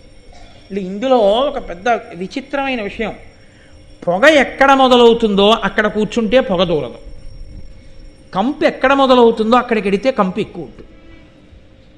మీరు రెండింటికి తేడా గమనించాలి. అందుకే చాలా పొగొస్తోంది అనిపించింది అనుకోండి, పొగ ఎక్కడి నుంచి వస్తుందో అక్కడికి వెళ్ళి కూర్చున్నారనుకోండి, పొగ ఉండదు. చాలా పొగొస్తోందని పొగొస్తున్న చోట మీరు నించున్నారనుకోండి, పొగ మిమ్మల్ని అంతా పట్టుకుంటుంది. ఇది నేను చెప్పడం కాదు. ఒకసారి పరమాచార్య స్వామి వారు ఒక తాటాకు పాకలో అనుష్ఠానం చేసుకుంటున్నారు. ఆయన ఇలా లోపలికి వెళ్ళేటప్పటికీ పాకంతా పొగ పట్టింది. ఎందుకురా పొగ పట్టింది అన్నారు. వాళ్ళు ఏదోనండి పాపం వండుదాం అనుకున్నారు, ఆ పచ్చికర్రం ఏమో పొగొస్తోందన్నారు. ఆయన అన్నారు, నా అనుష్ఠాన సామాగ్రిని తీసుకెళ్ళి ఆ పొయ్యి దగ్గర పెట్టండి అన్నారు. అదేమిటన్నారు, పొయ్యి దగ్గర పొగ ఉండదురా, మిగిలిన చోట్ల పొగ ఉంటుందన్నారు. హాయిగా అక్కడికి వెళ్ళి కూర్చుని ఆయన అనుష్ఠానం చేశారు. ఎక్కడ పొగ పుడుతూ ఉంటుందో అది మిగిలిన చోట్లకి వ్యాపిస్తుంది, ఎక్కడ పుడుతూ ఉంటుందో అక్కడ పొగ లేకుండా ఉంటుంది. ఎక్కడ దుర్వాసన వస్తూ ఉంటుందో అక్కడ దానికి దూరంగా ఉంటే తక్కువ వస్తుంది, దగ్గరగా వెళ్ళి ఎక్కడ పుడుతోందో అక్కడికి వెళితే బాగా వాసన వస్తుంది. ఇంతటి మహానుభావుడు అంత దుర్వాసన వస్తున్నటువంటి మత్స్యగంధికి దగ్గరికి వెళ్ళి అసలు నిలబడి చూస్తాడండి ఆయన. మరి చూశాడు అంటే మన కోసం చూశాడు అని చెప్పాలి, పరదేవతానుగ్రహంగా చూశాడు అని చెప్పాలి. చూసి ఆమె యొక్క పొందు కోరాడు ఆయన. కోరితే ఆ మత్స్యగంధి పరాశరునితో అంది, తనువు మిన్పొలవచ్చు జాలరిదాన అట్లునుగాక ఏననగా కన్యకావ్రతము అంతరించిన ఎట్లు మజ్జనకు నింటికి పొవనేర్తు ప్రసాద బుద్ధియునర్పు సన్మునిగణోత్తమ నాకు దోష విముక్తి ఎట్లగునట్లుగా. నేను కన్యని, నా కన్యాత్వం పోతే నా తండ్రి నన్ను గడపలో అడుగు పెట్టనిస్తాడా? అటువంటి తప్పుడు పని చేసి ఇంటికి వస్తావా అంటాడు. కాబట్టి నువ్వు ఎంతటి మహాపురుషుడవైనా కావచ్చు, నీతో సంగమం నాకు ఎలా కుదురుతుంది? కుదరదండి. అంటే ఆయన అన్నాడు, ఇది బహుశః పరదేవత అనుగ్రహం, లేకపోతే నా మనసు నీ యందు నిలబడ్డం ఏమిటి? నీకు వరం ఇస్తున్నాను, నీ శరీరము చేపల వాసన వస్తోందని కదంటున్నావు, ఇక నుంచి నీవు యోజనగంధి అవుతావు, మత్స్యగంధివి కావు. నువ్వు ఎక్కడ నిలబడతావో అక్కడి నుంచి యోజనం దూరం సువాసనలు వచ్చి ఆకర్షిస్తాయి. అదే యదర భరత వంశానికి కారణమైంది. ఋషి నోటి వెంట అనవసరంగా ఏ మాట రాదండి, అమ్మవారు పలికిస్తోంది. యోజనగంధివవుతో ఆ వాసనలే శంకర మహారాజుని తీసుకొచ్చాయి. అంటే నీ శరీరంలోంచి యోజనం దూరం సువాసనలు వస్తాయి. కాదు నీ కన్యాత్వము చెడదు. 9 నెలలో 10 నెలలో నువ్వు గర్భమును ధరించక్కర్లేదు, సద్యగర్భంగా ఇప్పుడే నీకు మహాత్ముడు జన్మిస్తాడు నీ కడుపున. నీవు కన్యగానే ఉంటావు, నేను నీకు వరం ఇస్తున్నాను. పగటివేళ మంచు తెరలు సృష్టిస్తున్నాను నా యొక్క తపస్సు చేత.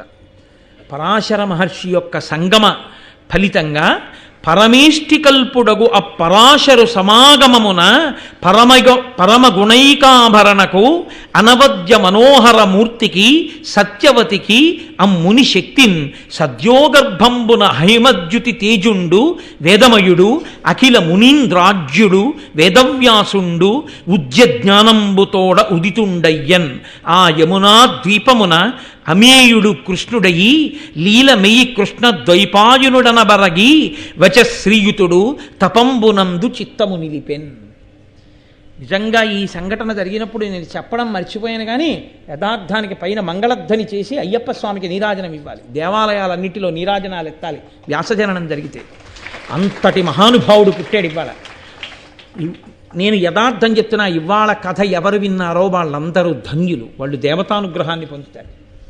కాబట్టి ఆ పరమేష్టి సమానుడైనటువంటి బ్రహ్మ సమానుడైనటువంటి పరాశర మహర్షి యొక్క అనుగ్రహం చేత సద్యోగర్భంలో అద్యుతి తేజుండు, సాక్షాత్తు సూర్యునితో సమానమైనటువంటి తేజస్సు కలవాడు, పుట్టుకతోనే 4 వేదములను నేర్చుకుని పుట్టినటువంటి వాడు. అసలు పుడుతూనే ఆయన వేదమయుడు, ఆయనకి వేదాలన్నీ వచ్చు. వ్యాసో నారాయణ స్వయం, సాక్షాత్తు నారాయణుడు పుట్టాడు. కాబట్టి అఖిల మునీంద్రాజ్యుడు, సకల మునులకు మొట్టమొదటివాడు వేదవ్యాసుండు. బుద్ధ్య జ్ఞానంబుతోడ ఉదితుండయ్యన్, పుట్టుకతోనే మహాజ్ఞానంతో పుట్టాడు మహానుభావుడు. ఇంత కారణజన్ముడు ఎందుకు పుడతాడండి? పరాశర మహర్షి లాంటి వాడికి కామం పుట్టకపోతే అది పరదేవతానుగ్రహం అంటే. కాబట్టి ఆయమునా ద్వీపమున అమేయుడు కృష్ణుడగి లీల మెయిన్ కృష్ణద్వైపాయునుడన బరిగి వచశ్రీయుతుడు తపమునందు చిత్తము నిలిపెన్. వచశ్రీమంతుడు అన్నారు ఆయన్ని. ఆయన ఇంత జ్ఞానము కలిగి ఇన్ని వేదములను తెలిసి పుట్టడం కాదు, తనకిన్ని తెలిసి రాబోయే యుగంలో కలియుగంలో ప్రజలు పాడైపోకుండా నేను ఏది మాట్లాడి ఏది రచించి నా బిడ్డల్ని రక్షించుకోవాలన్న తాపత్రయంతో మాట్లాడగలిగిన మహాపురుషుడు పుట్టాడయా, వచశ్రీమంతుడు పుట్టాడు. పుడుతూనే నల్లటి వర్ణంలో పుట్టి మహానుభావుడు ఆ యమునా నది ఒడ్డున, అమ్మా నేను తపస్సు చేసుకోవడానికి వెళ్ళిపోతున్నానమ్మా అన్నాడు. తండ్రి పరాశర మహర్షి అంతే, తన సహజ స్థితిలోకి వెళ్ళిపోయాడు, ఆయన వెళ్ళిపోయాడు. పుట్టినటువంటి బిడ్డడు ఆయన వెళ్ళిపోయాడు. ఇటువంటి మహాపురుష సంపర్కం చేత, మహాపురుష జననం చేత ఆమె యోజనగంధి అయింది. ఆమె కన్యాత్వము చెడలేదు. ఎదర భారత వంశం నిలబడ్డానికి కావలసిన ప్రాతిపదిక పడింది. శుభక్షణం. లేకపోతే అసలు కౌరవ పాండవులు పుట్టే అవకాశం లేదు. ఇక తర్వాత భీష్ముడితో సరి. ఆ భీష్ముడి సంతతి పెరిగితే ఏమో కథ ఎలా ఉండేదో. భీష్మ ప్రతిజ్ఞ చేయించి భీష్ముడినంత మహాత్ముడిగా నిలబెట్టింది. మళ్ళీ ఆ భీష్ముడు అలా నిలబడకపోతే, దీర్ఘాయుష్వంతుడు కాకపోతే వశిష్ఠ మహర్షి శాపం నిలబడదు. వశిష్ఠ మహర్షి యొక్క వాక్కు నిలబడ్డానికి ఇదిగో ఈ మహాత్ముడు ఇప్పుడు పుట్టాడు. పుట్టి ఆయన తపస్సు చేసుకోవడానికి ఎడుతుంటే ఆయన్ని కృష్ణద్వైపాయనుడు అని పిలిచారు. అక్కడ వనంలో పుట్టి వెంటనే తపస్సుకు వెళ్ళిపోయాడు కాబట్టి దీపంలో కృష్ణద్వైపాయనుడు అని పేరు వచ్చింది. కాబట్టి అటువంటి మహానుభావుడై ఆయన ఆ వ్యాసుడు తపస్సుకి వెళ్ళిపోయాడు. వెళ్ళిపోయిన తరువాత, నాయనా నువ్వు నన్ను అడిగావు కదా ఎందుకు జరిగింది భారత యుద్ధం, అసలు ఎందుకు చెప్పిన మాటలు వినలేదని కదా నువ్వు అడిగావు. ఈ భూమికి భారం పెరిగిపోయింది పాపుల చేత. భారం పెరిగిపోతే భూదేవి ఏడ్చింది.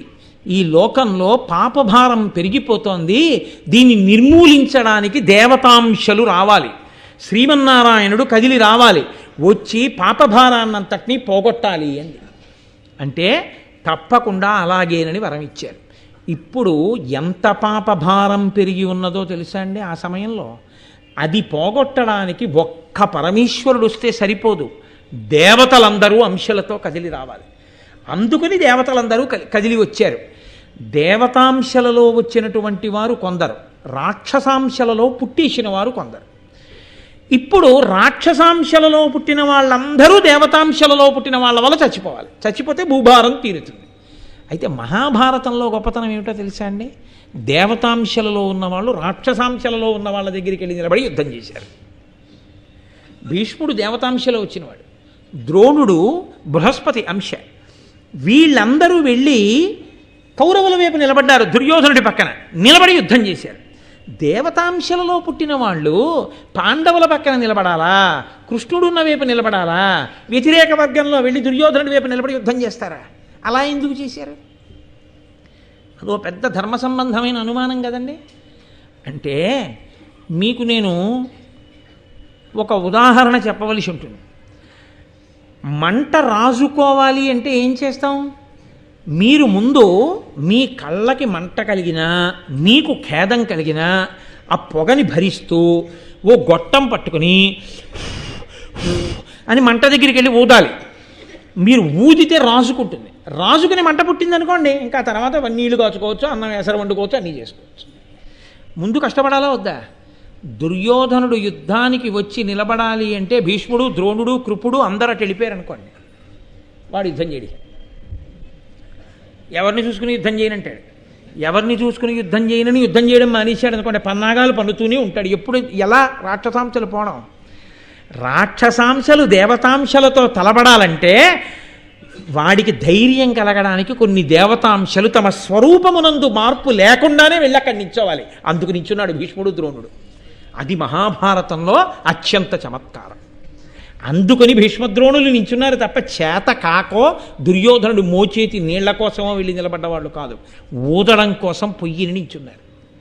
అందుకని వాళ్ళు అక్కడ నిలబడకపోతే ఆ యుద్ధంలో వాళ్ళు పడరు రాక్షసులు. అందుకని కొంతమందిని అటు నించోబెట్టవలసి వచ్చింది కృష్ణ భగవానుడు. కాబట్టి మహానుభావ ఎలా పుట్టారో తెలుసా? పుట్టిన వాళ్ళందరూ అదిగో కృష్ణ భగవానుడు జన్మించాడు. యాదవ వంశంబున జగదాదిజుడగు విష్ణుదేవునంశంబున ఉత్పాదిల్లే కృష్ణుడు అపగతఖేదుడు వసుదేవ దేవకీ దేవులకున్. అపగతఖేదుడు అంటే అసలు దుఃఖమే లేనివాడు, ఎన్నడూ దుఃఖం లేనటువంటి పరమాత్మ ఈ లోకంలో ధర్మాన్ని స్థాపించడం కోసం దేవకీ వసుదేవులకి కుమారుడిగా పుట్టాడు. ఆ తర్వాత శ్రీవెలుగరోహిణికి వసుదేవునకు ఉదయించి విష్ణు దేవాంశమునన్ భూవంజుడనంతుడు బలదేవుండు ప్రళంబ ముఖ్య దితిజాంతకుడై. ప్రళంబుడు మొదలైనటువంటి రాక్షసుల్ని సంహరించడానికి ఆదిశేషుడు బలరాముడి అనబడేటటువంటి పేరుతో ఆదిశేషుని యొక్క అంశ బలరాముడిగా రోహిణీ వసుదేవులకు జన్మించింది. సనత్కుమారుడు ప్రద్యుమ్నుడిగా వచ్చాడు. 16,000 మంది అప్సరసలు గోపికలుగా వచ్చారు. దేవతలే యదు, వృష్ణి, భోజ, అంధక కులాలలో రాజులుగా వచ్చారు వంశాలలో. వసువులలో ప్రభాసుడు అనబడేటటువంటి ఒక గొప్ప వసువు భీష్మాచార్యుడిగా వచ్చాడు. దేవతల గురువైన బృహస్పతి ద్రోణాచార్యుడిగా వచ్చాడు. కామము క్రోధము కలగలిసి ఉంటే ఎంతో ప్రమాదం. ఈ రెండు కలగలిస్తే పుట్టినవాడు అశ్వత్థామ. ఏకాదశ రుద్రుల అంశలో పుట్టినవాడు కృపాచార్యుడు. అందుకే కురుక్షేత్ర యుద్ధంలో అందరూ మడిసిపోయినా కృపాచార్యుడు మాత్రం ఎప్పటికీ గురుత్వం వహించాడు. పరీక్షిత్తు కూడా గురువు కృపాచార్యుడే. కాబట్టి ఏకాదశ రుద్రాంశలో వచ్చినవాడు కృపుడు. సూర్యుని యొక్క అంశలో వచ్చినవాడు కర్ణుడు. హంసుడు అనబడేటటువంటి గంధర్వుడు ధృతరాష్ట్రుడిగా వచ్చాడు. మతి గాంధారిగా వచ్చింది. కలిపురుషుడు దుర్యోధనుడిగా పుట్టాడు. పౌలస్త్య భాతృవంశమంతా కూడా రాక్షసులందరూ కలిసి దుర్యోధనుని యొక్క సోదరులుగా వచ్చారు. హిరణ్యకశిపుడు శిశుపాలుడిగా పుట్టాడు. సంహ్లాదుడు శల్యుడిగా పుట్టాడు. విప్రచిత్తి జరాసంధుడిగా పుట్టాడు. కాలనీమి కంసుడిగా పుట్టాడు. శ్రీ మహాలక్ష్మి రుక్మిణిగా పుట్టింది. స్త్రీ పుంస రెండు రూపములు కలిసి ఉండేటటువంటి వాడు, అటువంటి రూపము కలిగినటువంటి వాడు ఒక దేవత శిఖండిగా పుట్టాడు. మరుద్గణాంశతో పుట్టినటువంటి వాడు పాండురాజు. మాండవ్యుని యొక్క శాపం వలన యమధర్మరాజు గారు మళ్ళీ పుట్టవలసి వస్తే విదురుడిగా పుట్టాడు. సిద్ధి బుద్ధి ఇద్దరు కుంతి మాద్రిగా పుట్టారు. అదిగో ఆ అనేకమైనటువంటి దేవతల అనుగ్రహంతో యమధర్మరాజు గారి యొక్క అంశగా ధర్మరాజు, వాయుదేవిని అంశలో భీముడు, ఇంద్రుని అంశలో అర్జునుడు, అశ్వనీ దేవతల యొక్క అంశంలో నకుల సహదేవులు, అలాగే సాక్షాత్తు శ్రీరూపంగా లక్ష్మీస్వరూపంగా సంపద రూపంగా యాజ్ఞసేని జన్మించింది. యాజ్ఞసేని అంటే ద్రౌపదీదేవి ఆవిడ యజ్ఞంలోంచి ఆవిర్భవించింది. అగ్ని దృష్టద్యుమ్నుడిగా వచ్చాడు. మరుత్తులు ద్రుపద సాత్యకి విరాటులుగా వచ్చారు. ఇంతమంది దేవతలు కాకుండా ఇంకా ఎంతమంది దేవతలు, ఎంతమంది రాక్షసులో ఈ భూమి మీద రాక్షసాంశలతో అవతరించిన వాళ్ళని మట్టు పెట్టడానికి దేవతలందరూ ఇన్ని అంశాలలో జన్మించారు. శ్రీ మహావిష్ణువు శ్రీకృష్ణ భగవానుడిగా ఆవిర్భవించాడు.